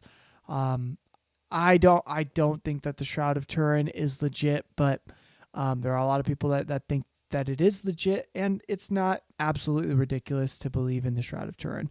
But I still don't believe in it, but potentially, it's legit. There is, just a lot of early writings here that you can't really overlook. I'm blanking on some of the other corroborating facts right now between the gospel narratives and actual history. Pontius Pilate is a big one, though. Also, just all the gospel narratives seem to agree when it comes to the crucifixion itself, whereas they don't quite agree when it comes to the resurrection. So that seems to be interesting as well. So I would say it's fairly convincing that the crucifixion happened, but it's not like for sure that it happened. We don't have any like contemporary evidence of the time, no physical evidence. It's still just, literary evidence at the end of the day. Witness testimony is not nearly as strong as like physical remains. It's not like archaeology or anything like that has been found. There's very little documentary evidence for about 200 years. Christianity is bad enough because there is nothing about Christianity that dates from earlier than about 40 to 60 years after the crucifixion. And we know how difficult it is to be certain about events that happened 20, 30 years ago. People have ferocious arguments about the Second World War, about all the various other wars that have happened since. So when you're making claims with the kind of certainty we have seen from this side of the table about historical events, when even the history of the Quran is shrouded in quite a lot of mystery, and when you threaten people with serious sanctions if they try and do research on it, that, to me, does not say very much about your desire to get to grips with reality. That's a fair point. I don't think that's always been the case. Like, people point to the golden age of Islam a lot of the time as a point where we found a lot of objective scientific discoveries, like the constellations. The names of constellations are from that Islamic community, and the names are in Arabic, I believe, or maybe it's Farsi. I'm not sure, but they're Arabic names that we use for a lot of mathematic equations, as well as constellations. A lot of philosophy, like the Kalam cosmological argument, that would have come from the Islamic nation. So they have contributed a lot to the study of logic, the study of philosophy, the study of science, the study of mathematics. So it's not like culturally Islam has never contributed to the objective kind of inquiry into these subjects. But I would say at an ideological level, there seems to be a problem with that, which is reflected culturally a lot of the time. Not always, but a lot of the time. It was not permitted to do serious historical research on the Bible until about the end of the 18th century. You could still be sent to prison in Britain for denying the Trinity as late as about 1812. But yeah, that's a very important point. Textual criticism was not really applied to the Bible until the 19th century. Is what I meant to say. Yeah, textual criticism was not really a thing until the 19th century, which is crazy. Crazy. Eventually in the 19th century, serious higher criticism, as it was called, of the Bible appeared. And now people are very much less certain that everything said in the Old and New Testaments is actually true in every respect, put it mildly. The Catholic Church didn't allow that until about 1941, and Islam does not allow it still. Islamic scholars have found their careers seriously threatened if they really tried to get to grips with some of the mysteries of the early versions of the Quran and so forth. So let's turn now to, how am I doing for time? About halfway? Sorry? Oh, you didn't, that's right, all right. I didn't hear the halfway mark. Let's turn very quickly then to reality as is current. A few years ago I got into some discussion with Dr. Majid Katme, who describes himself as the spokesman for the Islamic Medical Association of the United Kingdom on medical ethics. And I was interested about Islam's line on abortion. And he wrote to me saying, because obviously one of the issues in abortion is when does the fetus become human? When does the fetus gain the kind of status where its destruction becomes increasingly important? And he said, at 6, I'm quoting him directly, at 6 to 7 weeks of pregnancy, the soul is breathed in the body of the fetus. Divine. I was just wondering, because I'm listening to the guy and his audio sounds a little bit distorted, and I think I know why now. Oh, my view is blocking it. Here, let me quickly transfer myself over. So when we look here, you can see the lapel mic is facing downward. It is not facing toward his mouth. That is why the audio is a little bit distorted, because there's probably a lot of reverb going on, and it's definitely not denoising at all, because directionally it is not facing his mouth because it's upside down. So that's why the audio is a little bit distorted there, I would assume. Human life starts when the embryo turns into a fetus. Okay, so that's relatively clear. It's not a human being until it turns into a fetus. At this critical stage, it's absolutely forbidden to interfere with this new sacred life. One can call the fetus here a persona, human and divine. However, there's wide Muslim opinion in the Muslim world, considered by many Muslim scholars in the past. And some of them say that ensoulment occurs 120 days after conception. Personally, I and other Muslims do not agree with this view, based on a wrong Arabic interpretation of one saying of the Prophet. And then he said, this important saying of the Prophet Muhammad, peace be upon him, when 42 nights have passed over the nutfa, the fertilized egg, Allah sends an angel to it who shapes it and makes its hearing, vision, skin, flesh and bones. And then he says, O Lord, is it male or female? And your Lord decides what he wishes, and the angel records it. He gives the reference in the hadith. So there it is. Forget all that ludicrous stuff about Y chromosomes and gender. It's Allah what does it. Maybe someone should ask the Muslim Council of Great Britain if they really want someone like that advising them on medical matters. Okay, so that's the end of all the opening statements. Looks like we didn't quite get to the discussions, which is where it really got heated, but it's fairly interesting. You guys should check out, here it is, Expose Muhammad Hijab's Dishonesty. That video was his initial reaction. They eventually let him release, at least just the opening statements. They didn't let him release the actual discussion, it looks like. But yeah, what are you guys' thoughts on that debate? It was fairly interesting to hear at least Muhammad Hijab's part, because there was a lot of misrepresentation, taking quotes from Alex out of context, and just all that sort of good stuff. But yeah, I mentioned a lot of it, but highly recommend check out his video where he actually responds and points out a lot of the actual issues. So. But yeah, that's going to give us to 168 videos.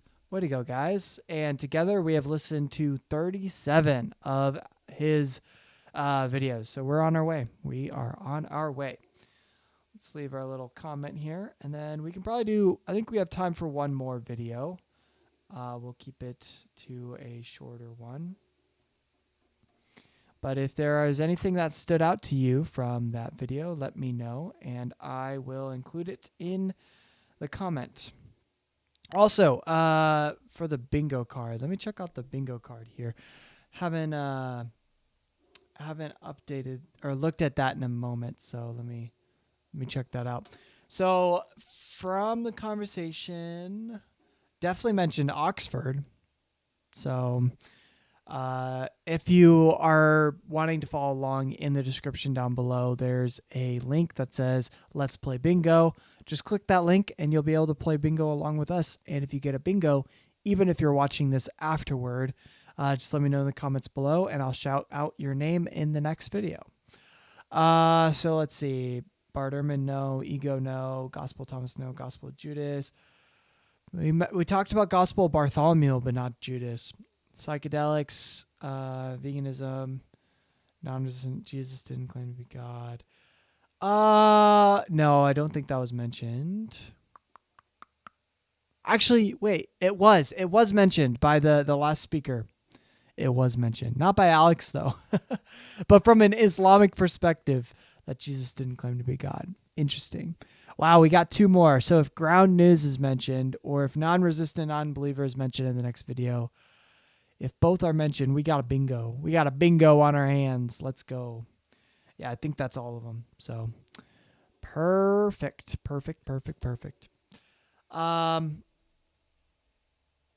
Yeah, I'm going to leave my comment here. Again, if you want to add to the comment, let me know in the comments and I will add what you say. But give me a second and we'll continue with the next video.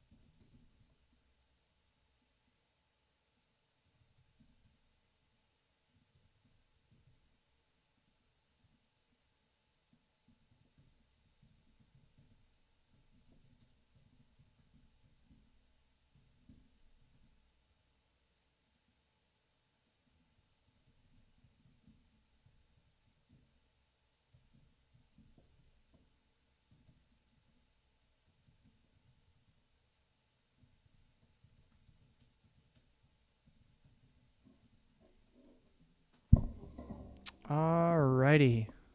We got a comment here.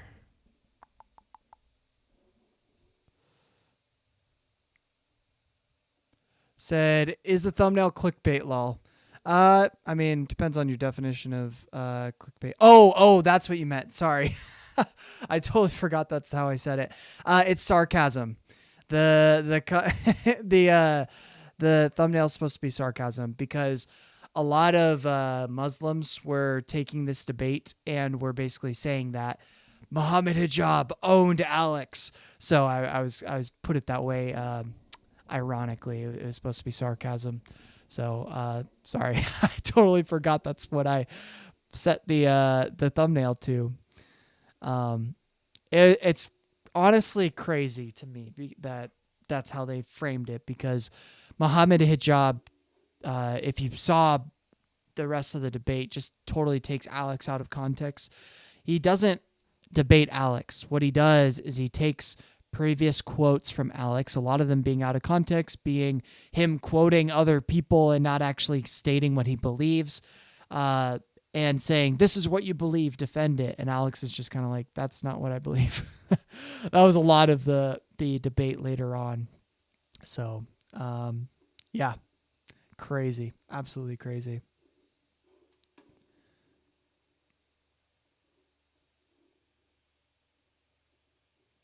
Yeah. Yeah, no, I was not being serious about that. He does say earlier in the debate that atheism believes in magic because they believe that something came from nothing, right? Like pulling a bunny out of a hat. That was the opening of his opening statement, which, that's a pretty, honestly, I like it. It's entertaining to say the least. Yeah. Yeah. No, you're right. He, at some point the mic cuts out. I don't want to say that it was intentional, but it seemingly was intentional. So that was an interesting part of the debate.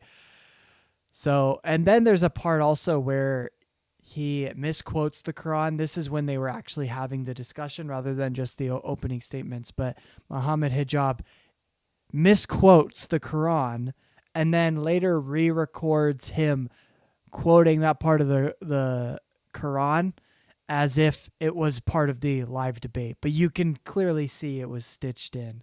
So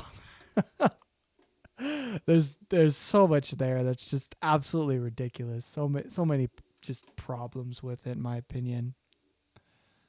All right.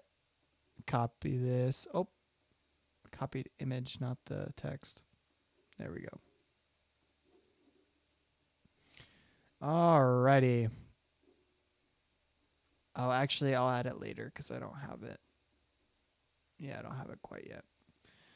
All right. So I'm thinking we watch another one. Probably keep it fairly on the shorter end of his videos at this point. There was one where I guess he reacts to someone just saying vegans need to shut up and not talk or something like that. Let's see. It was one of these ones. Here we are. Should vegans just shut up? Just shut up, guys. Just stop talking. No need to have a discussion here. So we can do that one, or we can do, I believe I already watched this one, How to Read More Books. Yeah, I think we're going to do this one. Should vegans just shut up? Just don't discuss. Don't have a conversation. This episode of the Cosmic Skeptic podcast is brought to you by you. To support the podcast, please visit patreon.com/Cosmic Skeptic.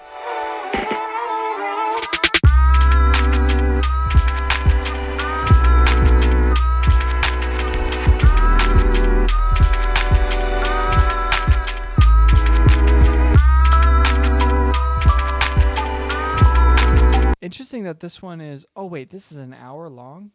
Did I click on the wrong thing? Oh no, I clicked on the right thing. I'm sorry. I'm not going to listen to an hour-long one. I'll do that on my own time. I'm tired, I guess. I did not see that was an hour long. Yeah, at this point in his career, most of his videos are crazy long. So let's see. Is there any shorter ones? How did I miss that? An hour? I don't know. I don't know how I missed that. I'll have to make sure that I remember. Did I watch this one yet? Let me see if I found my comment.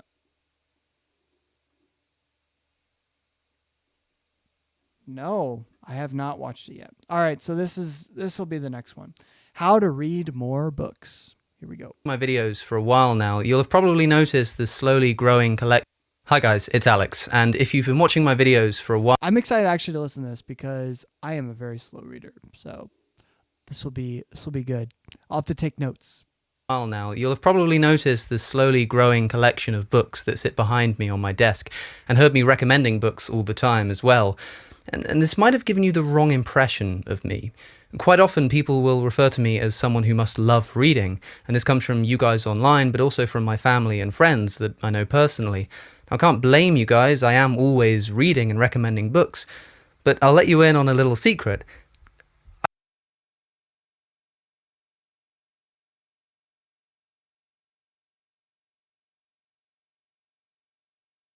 I just realized I'm on mute. The facial hair definitely did Alex a favor to his appearance. I would probably agree with that.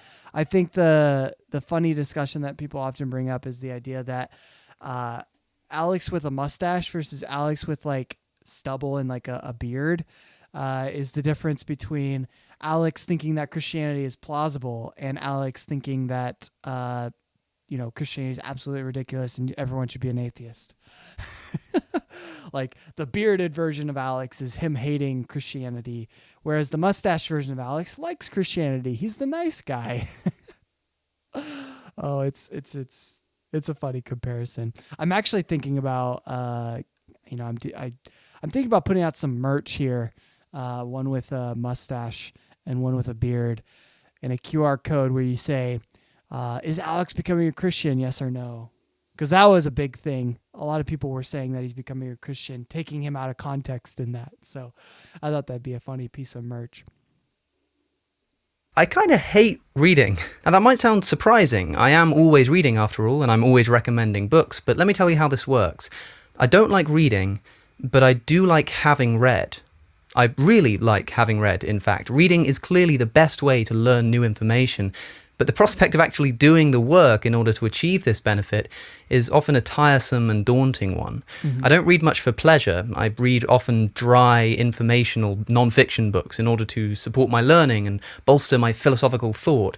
And so I'd say I'm agnostic, but I live as if I'm atheist, basically. I'm very intrigued by religion, though. I grew up as a Christian, and actually at one point in my life I wanted to become a missionary overseas, and so I was preparing to become a missionary and plant churches in unreached nations. But as I was preparing to do that, I started to give it a lot more serious thought because just because it's kind of challenging. You have to really think about it when you are going overseas and like, is this legit, or am I, sharing with people who might potentially lose their lives for their faith? And if so, am I doing that in a way that is, leading them to dying or not? So it was kind of a serious thing to really think about, and it led me to actually leaving my faith. But I'm still open to Christianity, but it was definitely a hard part. So.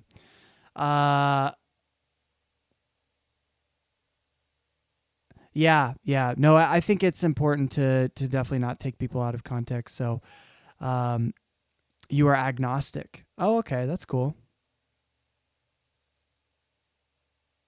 Yeah, and I think a lot of time it's fine to be believing what you believe based upon experience and not necessarily like discovering like facts and such.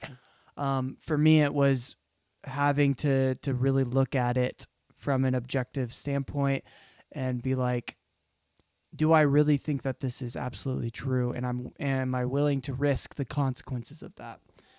And that wasn't something I was willing to do. So, oh yeah, I appreciate that. No, thank you. Yeah, but honestly, if I'm very open to it, and like people who are Christian, I most of my best friends are Christian, and I have friends of all faiths. You know, when I was overseas, I met a lot of Muslims, and I had a lot of like conversations with them, especially about the Quran, and read the Quran with them while reading the Bible. We kind of did a religious text swap kind of thing, and had a lot of pretty interesting conversations in that way. So that was pretty cool. I still don't believe either of them, but I highly respect the faiths, and I think there's a lot of good. There's a lot of my current personality and who I am today that definitely would not be the case if I was not Christian. So yeah, it's pretty cool. So after my supporters on Patreon voted for it, I wanted to make a video giving you some of my personal best tips for reading more books, or more specifically, reading them better, but from a very specific perspective. Someone who wants what books can bring, but doesn't really like the reading itself. By the way, if you want to see 50 of my own book recommendations, click the link down below for a video that I made giving you just that. But let's jump into it. I turned off the screen because the computer was humming. Now I've watched a lot of the videos. It's funny because that's such a obvious one, make time to read, but it's like you have to do it. You have to make time for pretty much everything. If you don't like actually write it down, like I'm going to do this at this point, it's probably not going to get done. So it's wild, but it's true.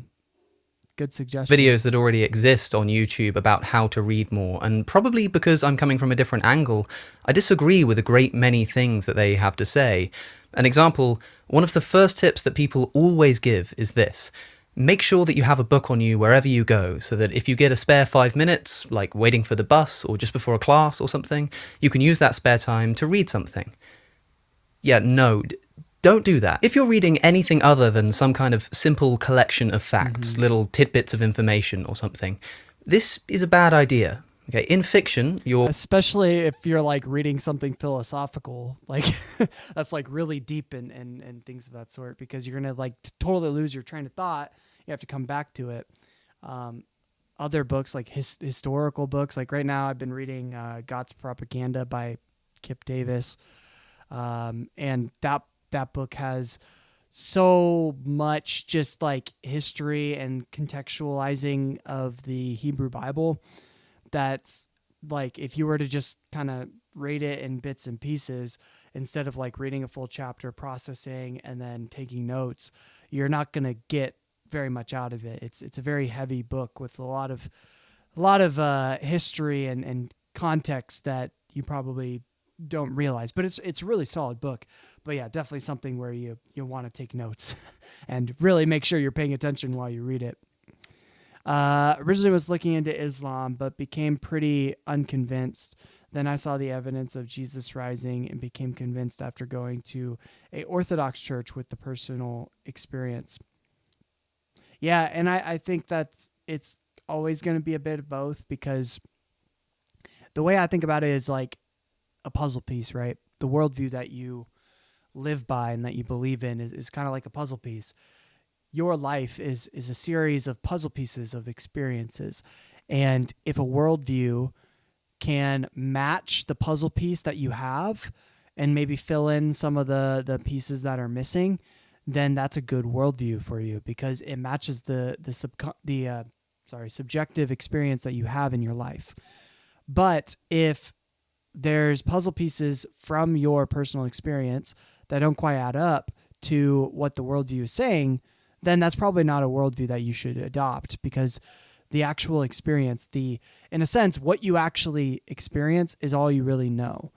That's all you can really work with, because that's what you experience. Now you can adopt knowledge from what other people have said, but at the end of the day, that's you trusting them at their word. No matter how trustworthy they are, it's still you having faith in them that they are giving you accurate information.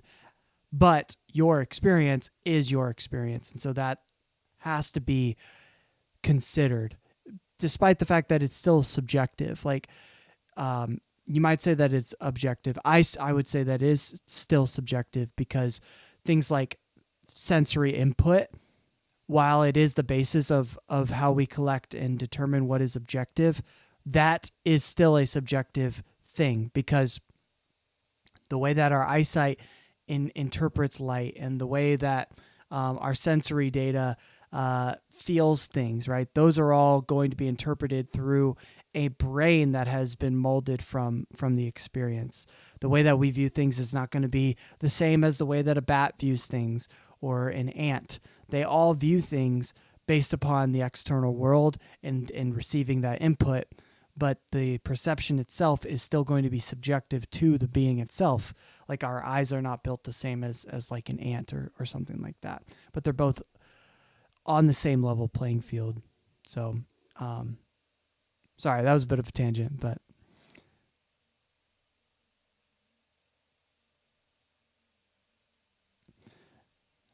yeah, I agree. You have to get it from, experts and scholars, and a lot of that is what this is about.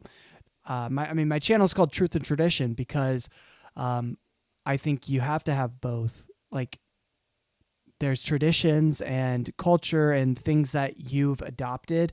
In a sense, you were given over time. And so you have to work with that, because that's what you understand. That's what you know. That's what you have to work with. And then there's truth. Like, there's objective truth that people come to through the scientific method. And you have to work with both of those things in order to come to a conclusion. You can't just throw away your experience, because that's your experience. In a sense, that's all you really have. Everything else is is adopted from what other people say. And you should also have what other people say, because recognizing that your experience is still subjective is an important part of the process too.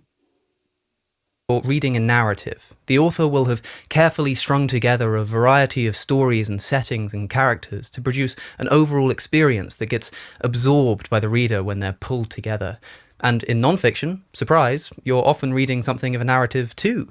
Chapters might consist in listing various observations, then comparing them, then providing counterexamples, and pulling all the information together into a conclusion that consolidates all of the points raised so far. In order to get the most out of any book, read it how the author intended, right? Don't put yourself in a situation where you might get cut off mid-sentence or mid-paragraph and have to pick it up again tomorrow.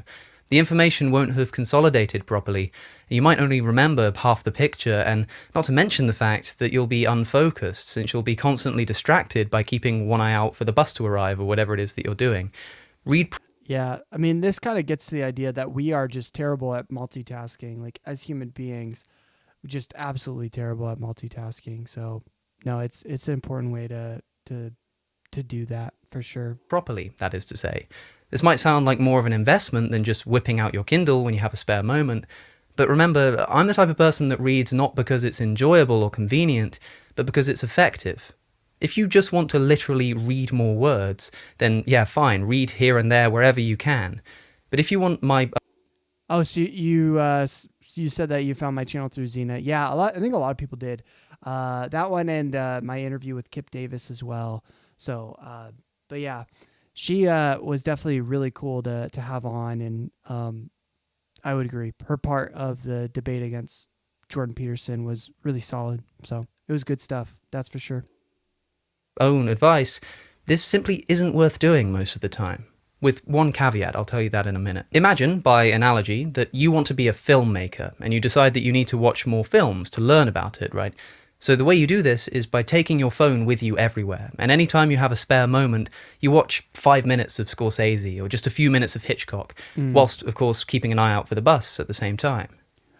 I get the analogy he's getting at here, but if you want to be a filmmaker, you should probably do film rather than, you want to study film, but you should probably do film itself too. And so there is a hack that people bring up that I think is important, which is similar to what he's saying here, which is the idea that you're always collecting B-roll, or you're always collecting, sound effects everywhere you go.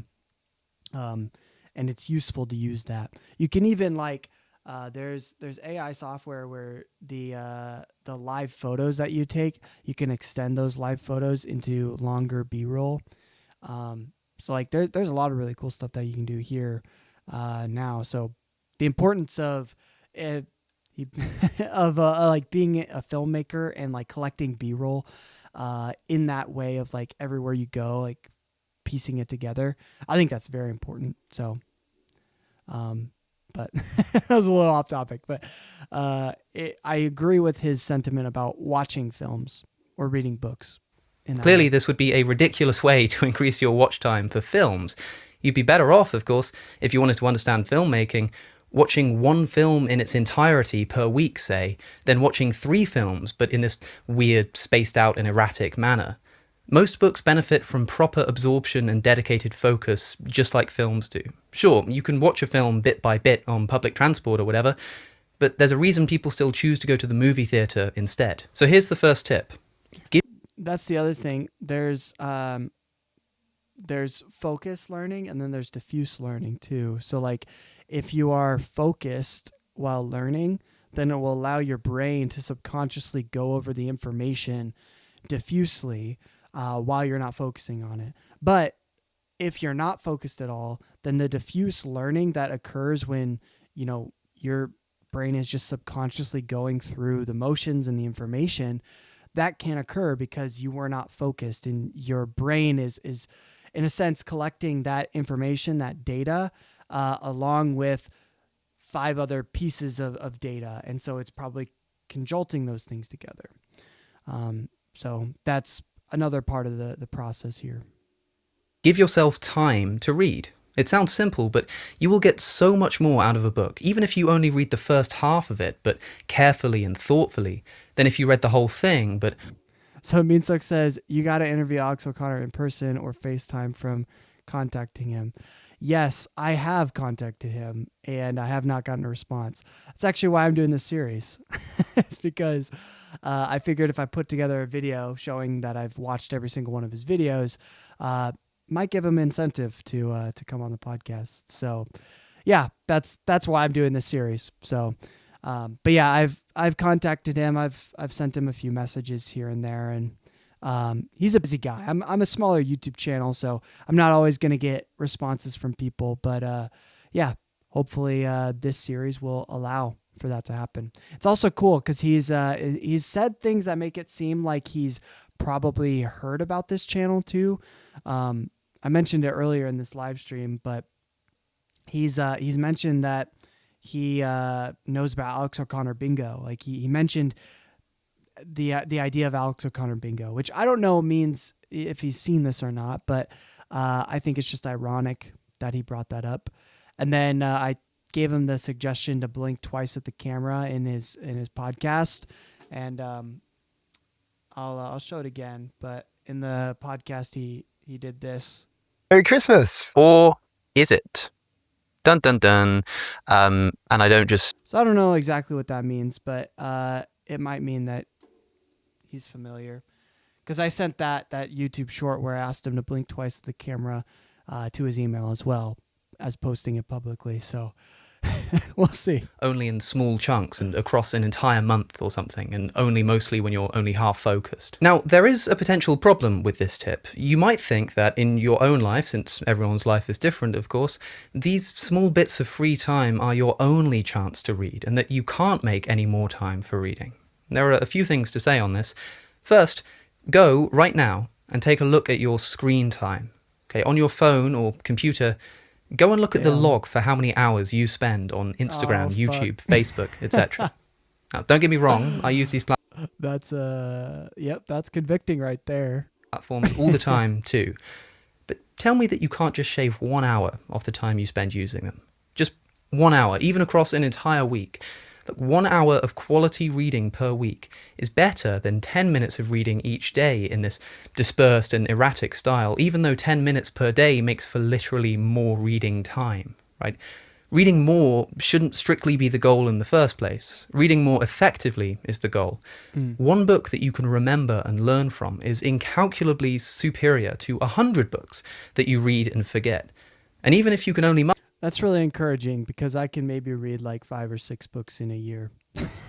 Because I read it so slow. I have to take notes and really just focus on it. So, yeah, I know a lot of people are a lot faster than that, but good on you guys. Good for you.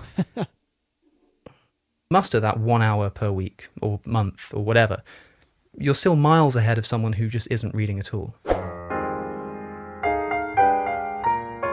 Now, I mentioned that there is one caveat to this advice. I that last part that he said, I think is really important. I think it applies to most things. I have a video that'll be coming out tomorrow where I kind of discuss the idea of self-reflection and setting good goals for yourself. And I think it's really important that when you set goals, you don't set them to be too ambitious, because if you are setting them to be like really hard to achieve, you're probably not going to achieve it. And the point of setting a goal is to achieve it, because when you set a goal and you accomplish that goal, it actually brings you power to then believe in yourself, to trust yourself as a person, that when I say I'm going to do something, I'm going to do it.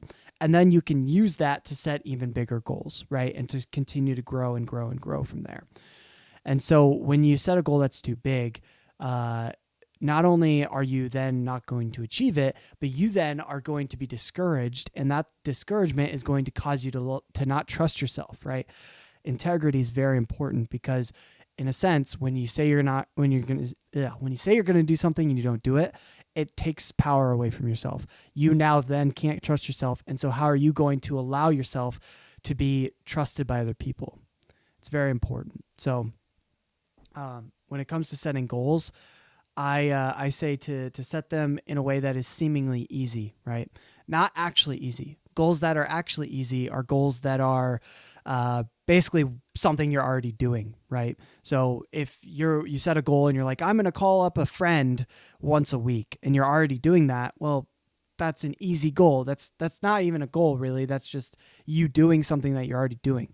But setting goals that are seemingly easy are goals that are, when you hear them or when you say them, they seem kind of easy, but then you're like, but it's something new. It's something you're not already doing. And so, like you said, if you're reading 1 hour a month, that's already miles ahead of someone who's not reading at all. So setting a goal, even as easy as that, is important, because it establishes the habit. It gives you power from having accomplished it, and it allows you to then build from there. So it's really, really interesting. Just do it. Make your dreams come true. Yes, that's funny. Your girlfriend crushed you in reading. Yeah. Hey, that's the other thing. You can't compare. Once you start comparing yourself, that's that's when it'll hurt you. But no, I respect it. That's cool. That's really cool. Everything I just said essentially condenses into, if you're going to read a book, read it properly. But there may be instances in which you can and should, in fact, read books in this subpar, erratic manner, like when you're waiting for the bus. But for me, this is only the case in one specific instance, if it's a book that you absolutely would not have read otherwise. Let me give you an example. I have never read Homo Deus, but I want to, and I know that one day I will. And I want to read it properly. Now, I could decide to take this book around with me and read it every time I catch a spare moment, but for the reasons I've already outlined, I don't want to. I want to read it properly. Now, compare that with, say, The Reputation Game, which is a book I'm currently reading. This book doesn't particularly interest me. It wasn't on my reading list. I don't care too much for it, and I could happily die having never read it. But it's somewhat interesting, and I own a copy. Now, I know that I will never read this book properly, because if I have the time to sit down and properly read a book, I'm going to choose something like Homo Deus instead. Right? But since I've kind of written off The Reputation Game as a book that I know I won't read properly, there's no harm in reading it while I'm waiting for the bus. Because now we're talking about reading a book, yes, in a subpar manner, but it's this versus not reading it at all. And for what it's worth, I'm enjoying the book, but I still wouldn't sacrifice my quality reading time to complete it. So that's the next tip. Categorize your books. Categorize them into 3 boxes. First, books you want to read and know you will at some point. 2, those that somewhat perk your interest, but you'll never realistically get around to reading, and 3, those you just don't care about at all. If you're going to carry a book around with you and read it whilst waiting for the bus, it should be a book in that second category, one that, since you wouldn't have otherwise read it, you may as well get what you can from it while you're waiting for the bus. But those in that first category that are actually on your reading list as books that you're excited to learn from and actually plan to read and think are going to be really useful to you, don't skimp out on these. Right? Read them properly, preferably at least one chapter per sitting so that the information can properly embed itself how the author intended, and so that you're actually focused on the material and not distracted by what's going on around you. That's I like that. I really like that. I think that's a good way of putting it. I also think this, to me, it's really like organize your time and organize the value that you place on the books that you want to read, and allot the time that you have accordingly based upon that. So it's really about being organized when trying to do it, and understanding that you're doing it at your own pace. I like that. It's really, really well put. Super cool. This is, by the way, how I personally treat audiobooks. For me, when I listen to an audiobook, my understanding and retention is okay, but much worse than when I physically read something. But this is only because I listen to audiobooks where I can't read with my eyes, right? When I'm doing the dishes or on a walk, something like that, when I'm a bit distracted, that is. So I treat audiobooks like those books that I might read whilst waiting for the bus. I only listen to books that I wouldn't otherwise have actually read with my eyes. I think I'm the opposite of that. I retain a lot better with an audiobook. I have to read, like, if I read like a paragraph, I have to read it like, it depends on the comprehension level. If it's like obviously like everyday, language, like 4th grade level, I think is like what they consider to be everyday language, which is crazy. But if it's that level, I'm going to read it once, I'll be fine. But if it's a little bit more heady, a little bit more scholarly, I usually need to read it like 2 or 3 times and process that on my own before I fully understand what it's saying. So whereas an audiobook, I don't know why, it just comes to me a lot more fast. Like someone tells me something in an audiobook and I retain it like that. But usually what I do, if there's an audiobook ready, I will rate it and listen to the audiobook together. So, yeah, but audiobooks are very convenient. I like the idea of, listening as you go. It's a pretty cool way to do it. And if you don't find a book that is on audiobook, Speechify is really great. You just take a picture of the book's like pages, and then it'll create an audiobook for you, and you can select like different people who speak. So I like to listen to my audiobooks with Snoop Dogg. So it's like an AI generated telling of the audiobooks using Snoop Dogg. So it's pretty cool. I hate audiobooks. Sometimes the speakers sound goofy, or sorry, gay. I'm tired right now. I love traditional paper book. Yeah, that's fair. I mean, do it what works for you, man. So, yeah. And it sounds like Alex is the same way. But this is just me, and due to the way that I choose to listen to audiobooks. Bear in mind that if you do set that hour aside and properly listen to an audiobook without distraction, just like I'm advocating doing when seriously reading a physical book, it's just as good as reading a physical book, though a bit slower, of course. So if you struggle to read, maybe you're dyslexic.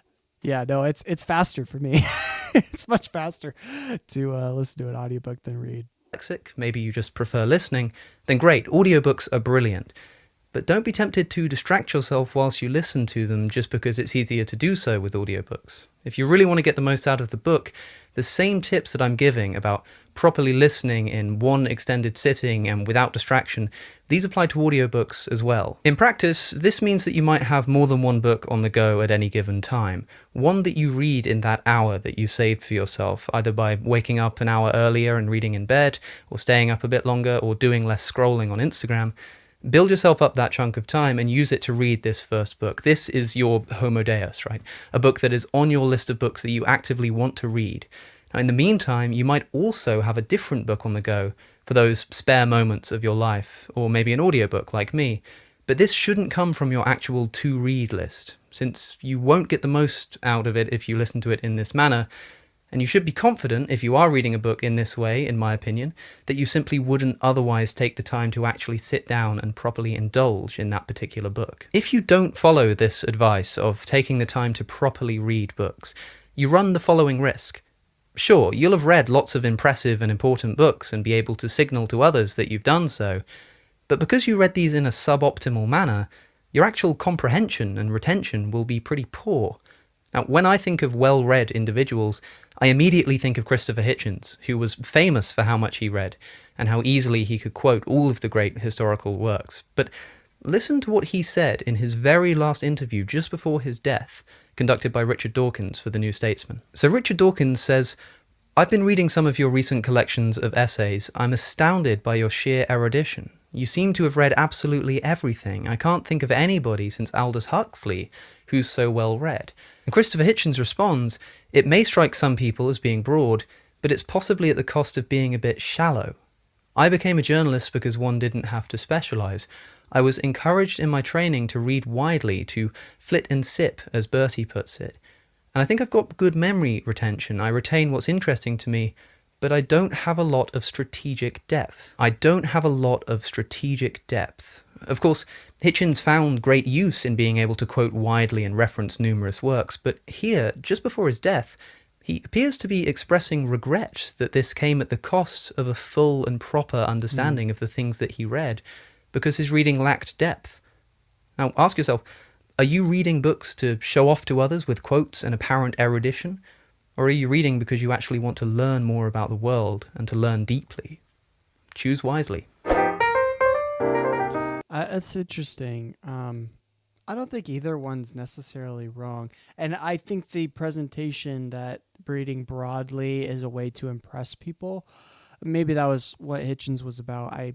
He's one of the only ones out of the him and Daniel Dennett are the new atheist people I'm least familiar with. But in my opinion, I feel like that's probably not always the motivation behind reading broadly. I think reading broadly, the motivation can simply be, I just am interested in a lot of these subjects and don't want to, tie myself down to one specifically. But that's it right there. He mentioned Christopher Hitchens. I'll quickly transition over to that. Boom. Did he mention anything else? He mentioned Richard Dawkins. Okay, we're getting there. I don't see anything else. Oh, he said good morning, everybody, I believe, at the beginning of the podcast of the video. So, yes. Nothing that really helped me though. Hopefully it helped you guys out there with your bingo sheets. Let's keep going. Now, whatever book you're reading, bear in mind that it's often not beneficial to read the entire thing. Now, this is mostly true of non-fiction, of course, but that's what I mostly read.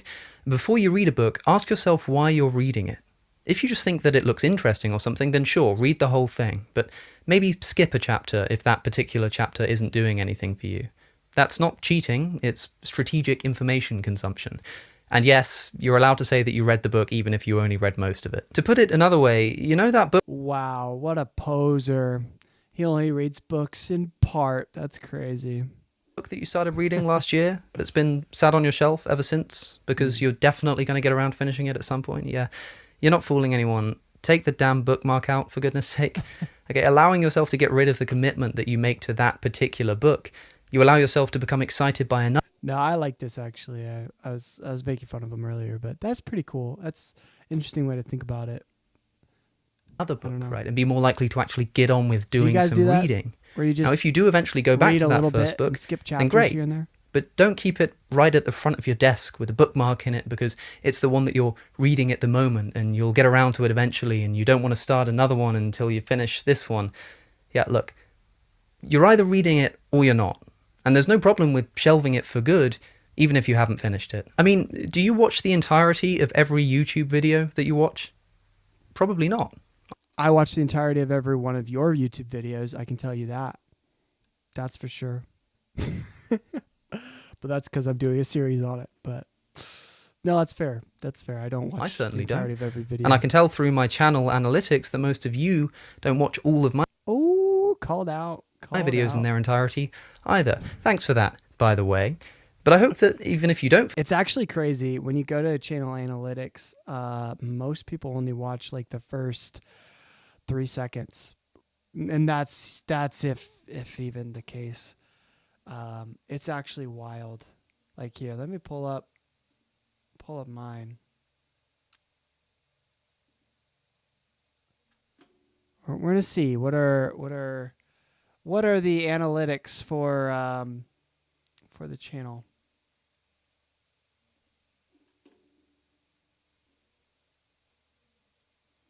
So let's just say this is one of my top performing videos. What are the analytics? So 44% of people, oh, that's actually pretty good. That's not terrible. 60% of people leave the video by 36 seconds in. Can I zoom in on this? That's actually pretty good. That's a lot better than most of my videos.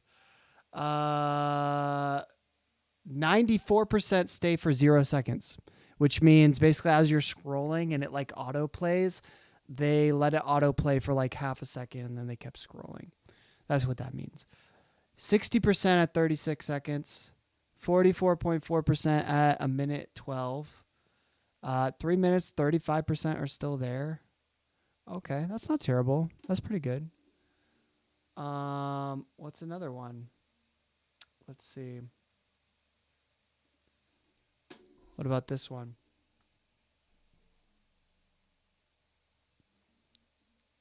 Uh, 109.1. I don't even know what that means.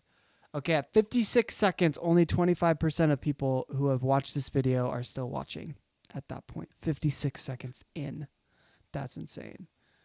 At 2:47, only 14% of the audience is still watching. At 3 minutes and 42 seconds, only 4.7% of the audience is still watching. At, let's see. At 37:56, only 2.2% of the audience is still watching. Look at that. At least 1% stayed until the very end. Just drops. I get it. I do the same thing. Let's see.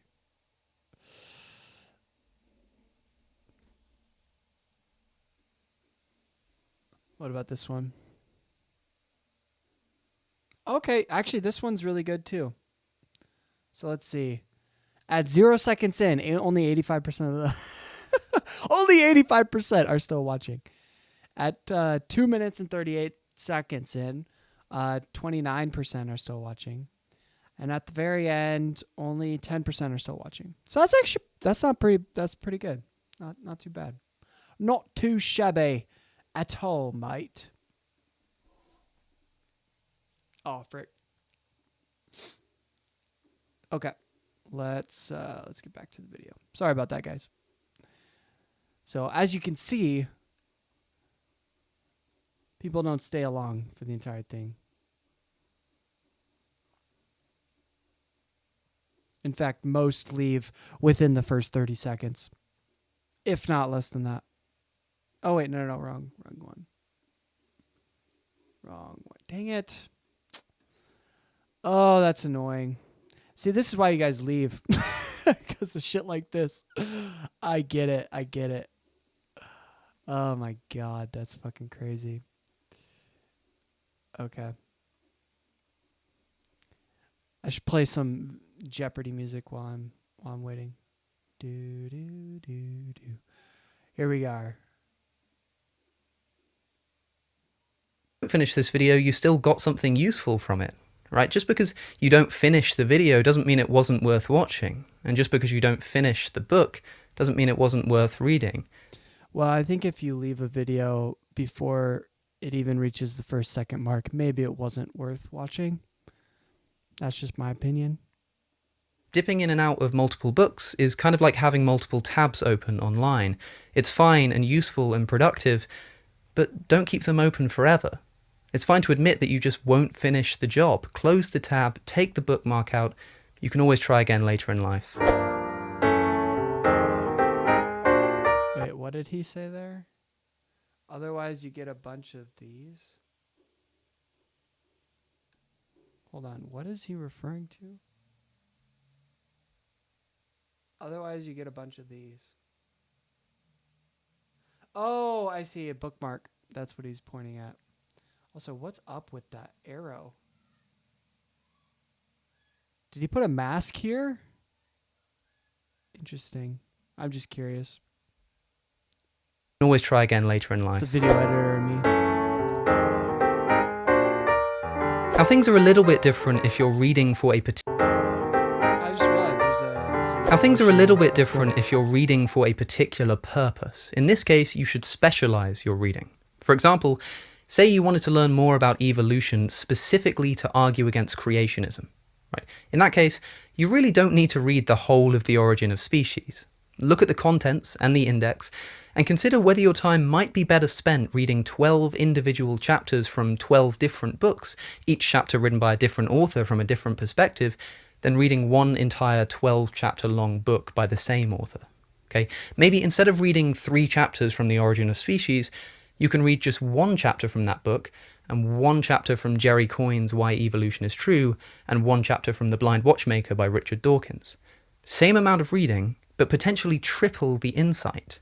Sometimes reading a whole single book will be preferable, of course, but don't assume that this will always be the case. Figure out where the key information is before reading it.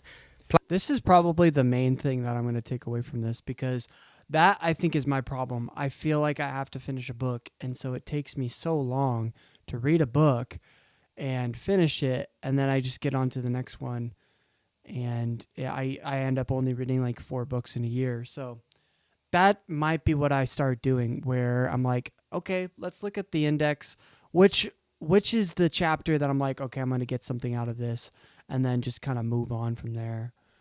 Yeah, I like that. Thanks, Alex. That's really useful, really helpful.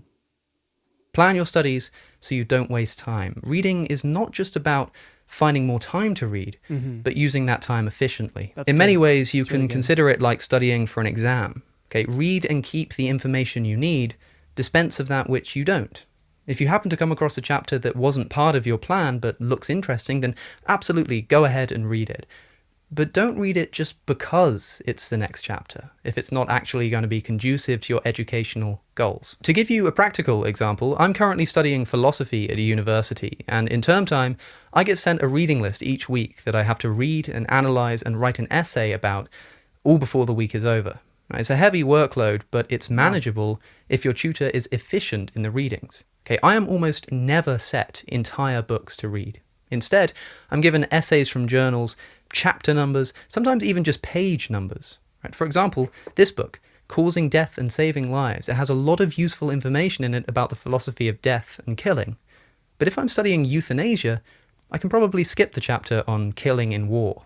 If I'm studying abortion, I probably don't need to read about the death penalty.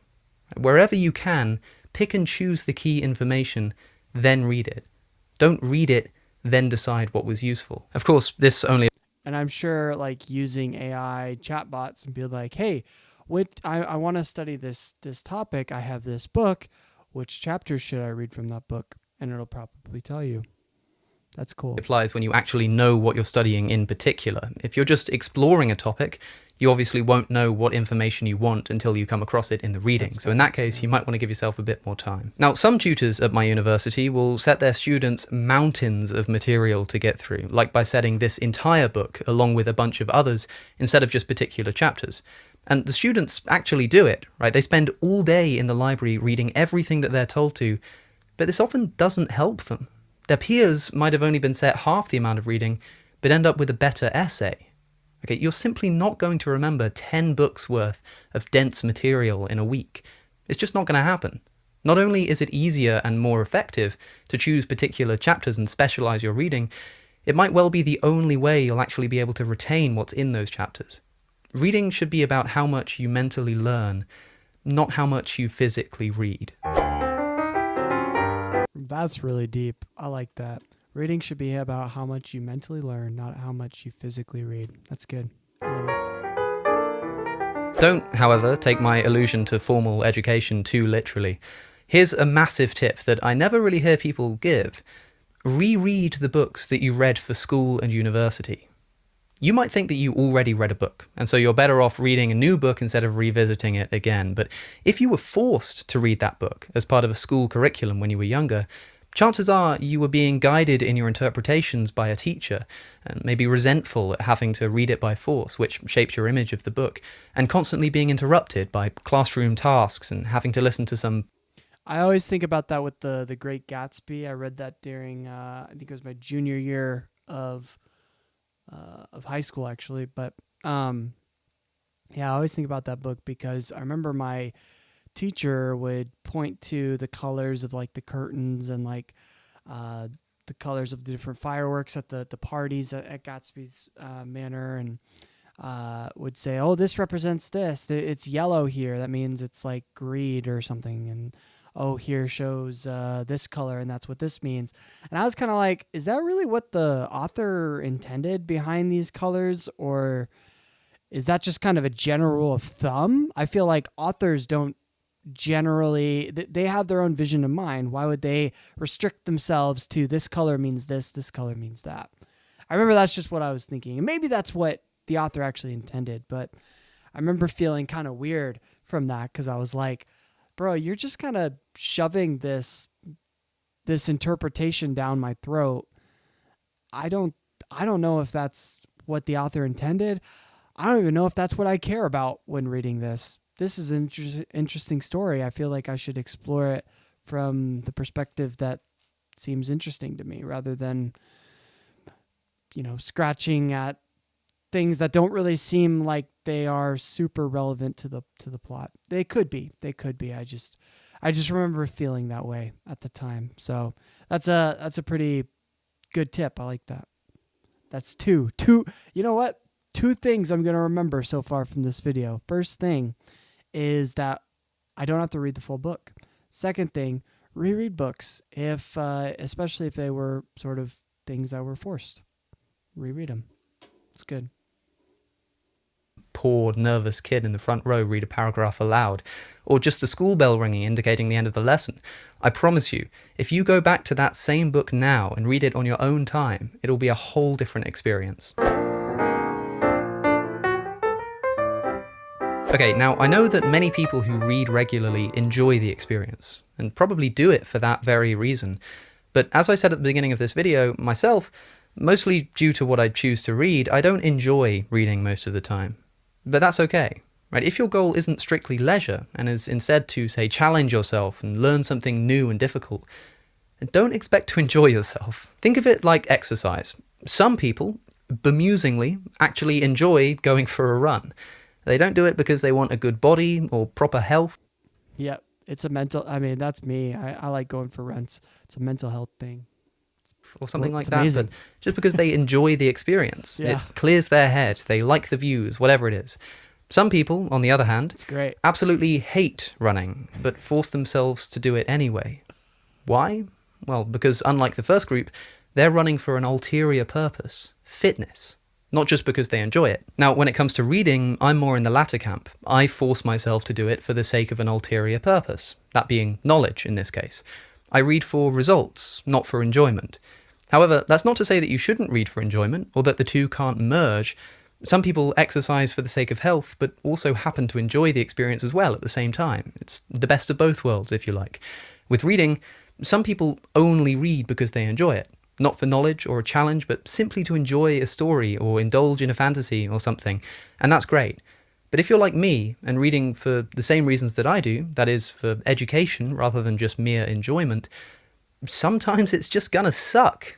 Right? You're gonna have to read stuff that's dry and long and boring and tiring. But you're like the runner on the treadmill who hates running, hates putting in the work, but is motivated by the fact that it will lead to great results. Of course, I sometimes find reading immensely enjoyable, but I almost never go into a book with this as my primary mission. I never go in expecting this, right? If I went into every single book expecting to enjoy it, I'd have closed most of them before I even finished the first chapter. It's great when I do enjoy reading something, but this isn't a necessary condition of my doing so. I don't expect to enjoy it, but I am grateful when I do. Now, a lot of people make this kind of comparison, saying that reading is for the mind what exercise is for the body. But I don't think this is a perfect analogy. A better one, in my view, is that reading is for the mind what food is for the body. Reason being, unlike proper exercise, food can be bad for you. Right? You can eat like trash. You can eat a bunch of junk, and it actually makes your body worse off. Similarly, you can read a bunch of junk, and it makes your mind worse off. And sure, it's great to enjoy your meals. I love when they taste nice. But if your primary goal is health, don't expect everything you eat to taste like cake and Oreos, right? Some of it's going to suck. And if you're reading for knowledge, don't expect every book to be enjoyable. Sometimes it's going to suck, right? Don't get lazy with your mental nutrition. And don't expect every book to be good for your brain or for your mind. Same thing with content, right? Don't expect all the content that you consume, whether you're on the internet or that's pretty much everywhere, but don't expect that to be good for you, right? A lot of the time, some of the content is just trash. Sometimes it's not even that the content's trash, it's just that you're only listening to one kind of content instead of broadening your horizon.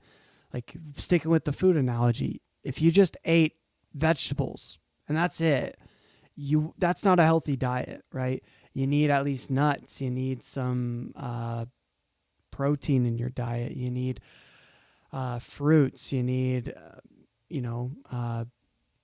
obviously water, you're going to need a lot of grains and bread. You're going to need a variety in your diet in order to sustain yourself. Starches. Those are all good things, right? You say, let's cut down on sugar. But if you cut sugar out entirely, that would actually be really bad for you.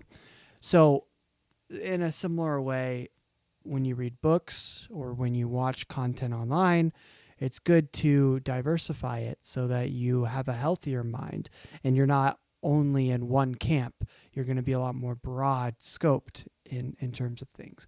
I know how ironic that sounds because I'm watching every single Alex O'Connor video, but I do watch other content in order to because sometimes I have to take a break. That's why this thing's taking me a year, bro, because, oh gosh, I love Alex, but it's a lot sometimes. It's a lot. So.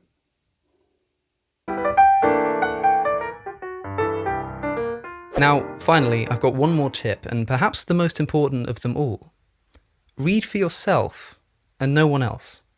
This means a few things, right? I just said that reading is like exercise and nutrition and will be an effort. But this is only if you're like me and don't really enjoy reading and don't read for pleasure, right? You might know that your friend is reading a bunch of books and having a great time and think that you must be doing something wrong because for you it feels like a chore and you don't like doing it. But they might be reading for different reasons to you. They might be reading different kinds of books. They might be reading in different ways, right? So focus on yourself and your own goals, not someone else's. Second, don't compare your amount of reading to other people, but only ever to your past self and the future self that you want to be. Okay, your friend might have read 100 books to your 20, but you don't know what those books were, or how long they were, or how dense they were, how difficult they were to read, how useful and important they were, etc. It doesn't matter. Right? People read at different rates. I myself am an extremely slow reader, and I'm constantly getting jealous of my friends who can read way faster than I can. But maybe I remember the books better because I spend more time on them. Right? Who knows? Who cares? Right? Your goals should be relative to you, not to those around you. You might be dyslexic, only able to read a single page of the easiest book in the entire world in an entire day. But if you do that, you'll still be light years ahead of those in the exact same situation who decided to use it as an excuse not to try. And thirdly, read what you want to read, or what you think will be useful for your personal goals. It's tempting to read a book because you feel like you're supposed to, because everyone's read it, or because it's a classic, or whatever reason. But remember why you're reading in the first place. If you're like me, this will be to learn things that are interesting and useful to you. not to impress your peers because you read all the classics. Try walking into a room and announcing that last month you read Dostoevsky, Plato, Marx, and Jane Austen, and expressing just how much it changed you as an intellectual. Actually, no, don't do that, because they'll all look at you like the pretentious arsehole that you probably are if you're the kind of person that does that. No one's impressed that you've spent hours devouring Kant. And just bragging about it all the time demonstrates that the only reason you did it was probably just so you could tell people that you did it. What they would be impressed with, however, is the kind of well-rounded character, reflective capabilities, and intense patience that reading can allow you to develop. They don't need to know where it came from. They'll be impressed with the results of your reading, not the reading itself. And these results only come from reading properly, carefully, for the right reasons, and for your own development alone. If you're not excited by a book or the knowledge it contains, and it's not useful to you in any way, then don't read it. Even if that book is on every book recommendations list you've ever seen. Okay, reading is a personal matter, and one of the most defining and formative activities of a person's entire mind. Don't let it be shaped by convention, or empty attempts to impress your peers, or expectations based on what everyone around you is doing. Do it for the right reasons and do it properly. This, in my view, makes the difference between an avid reader and an avid learner. I've been Alex O'Connor, or Cosmic Skeptic, and a special thanks as always to my top tier patrons. If you like what I do, please do consider supporting me on Patreon to vote on upcoming video topics. Your support so far has brought the channel further than I ever could have dreamed. Follow me on social media for exclusive clips and information. Make sure to subscribe if you're new here. Thank you for watching, and I'll see you in the next one.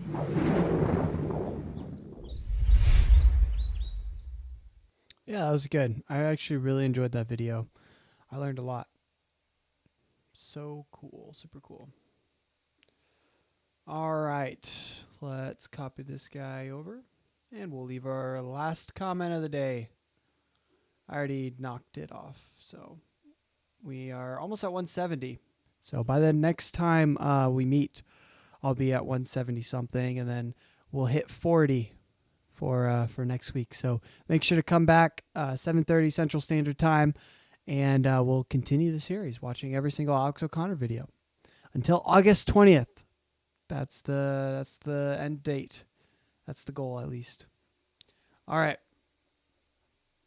Here we go.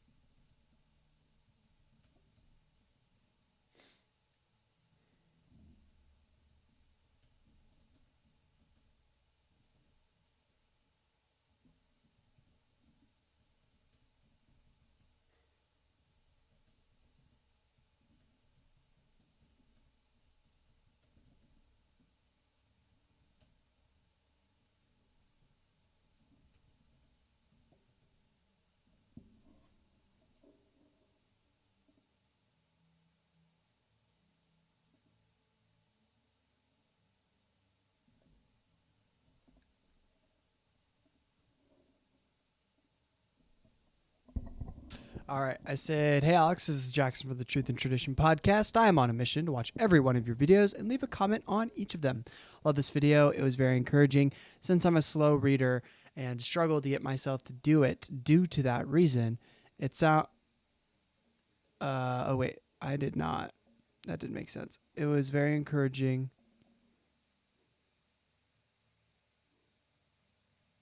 Since I'm a slow reader. Period.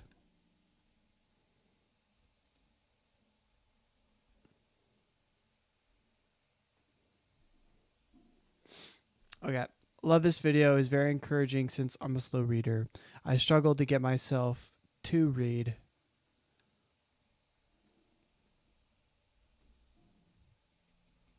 Due to that reason. It sounds like staying organized while reading and being okay with not reading entire books is a large part of this.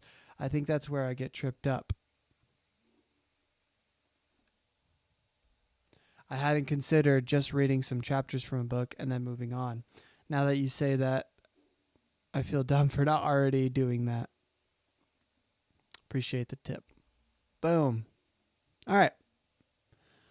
That should do it. Comment made. Well, guys, that's going to conclude us for today. I hope that you guys enjoyed. Did Alex O'Connor get owned by Muslim opponent Mohammed Hijab? Let me know in the comments below. I don't think so. I really don't think so. But yeah, as I said before, I mean, I do this every single week, watching every single Alex O'Connor video in hopes of getting onto his podcast. And if you enjoyed this, leave a comment, like, subscribe, all that good stuff. And I hope that you guys are enjoying your 2026. Give me a second. Have a happy new year, guys. Truth and Tradition out.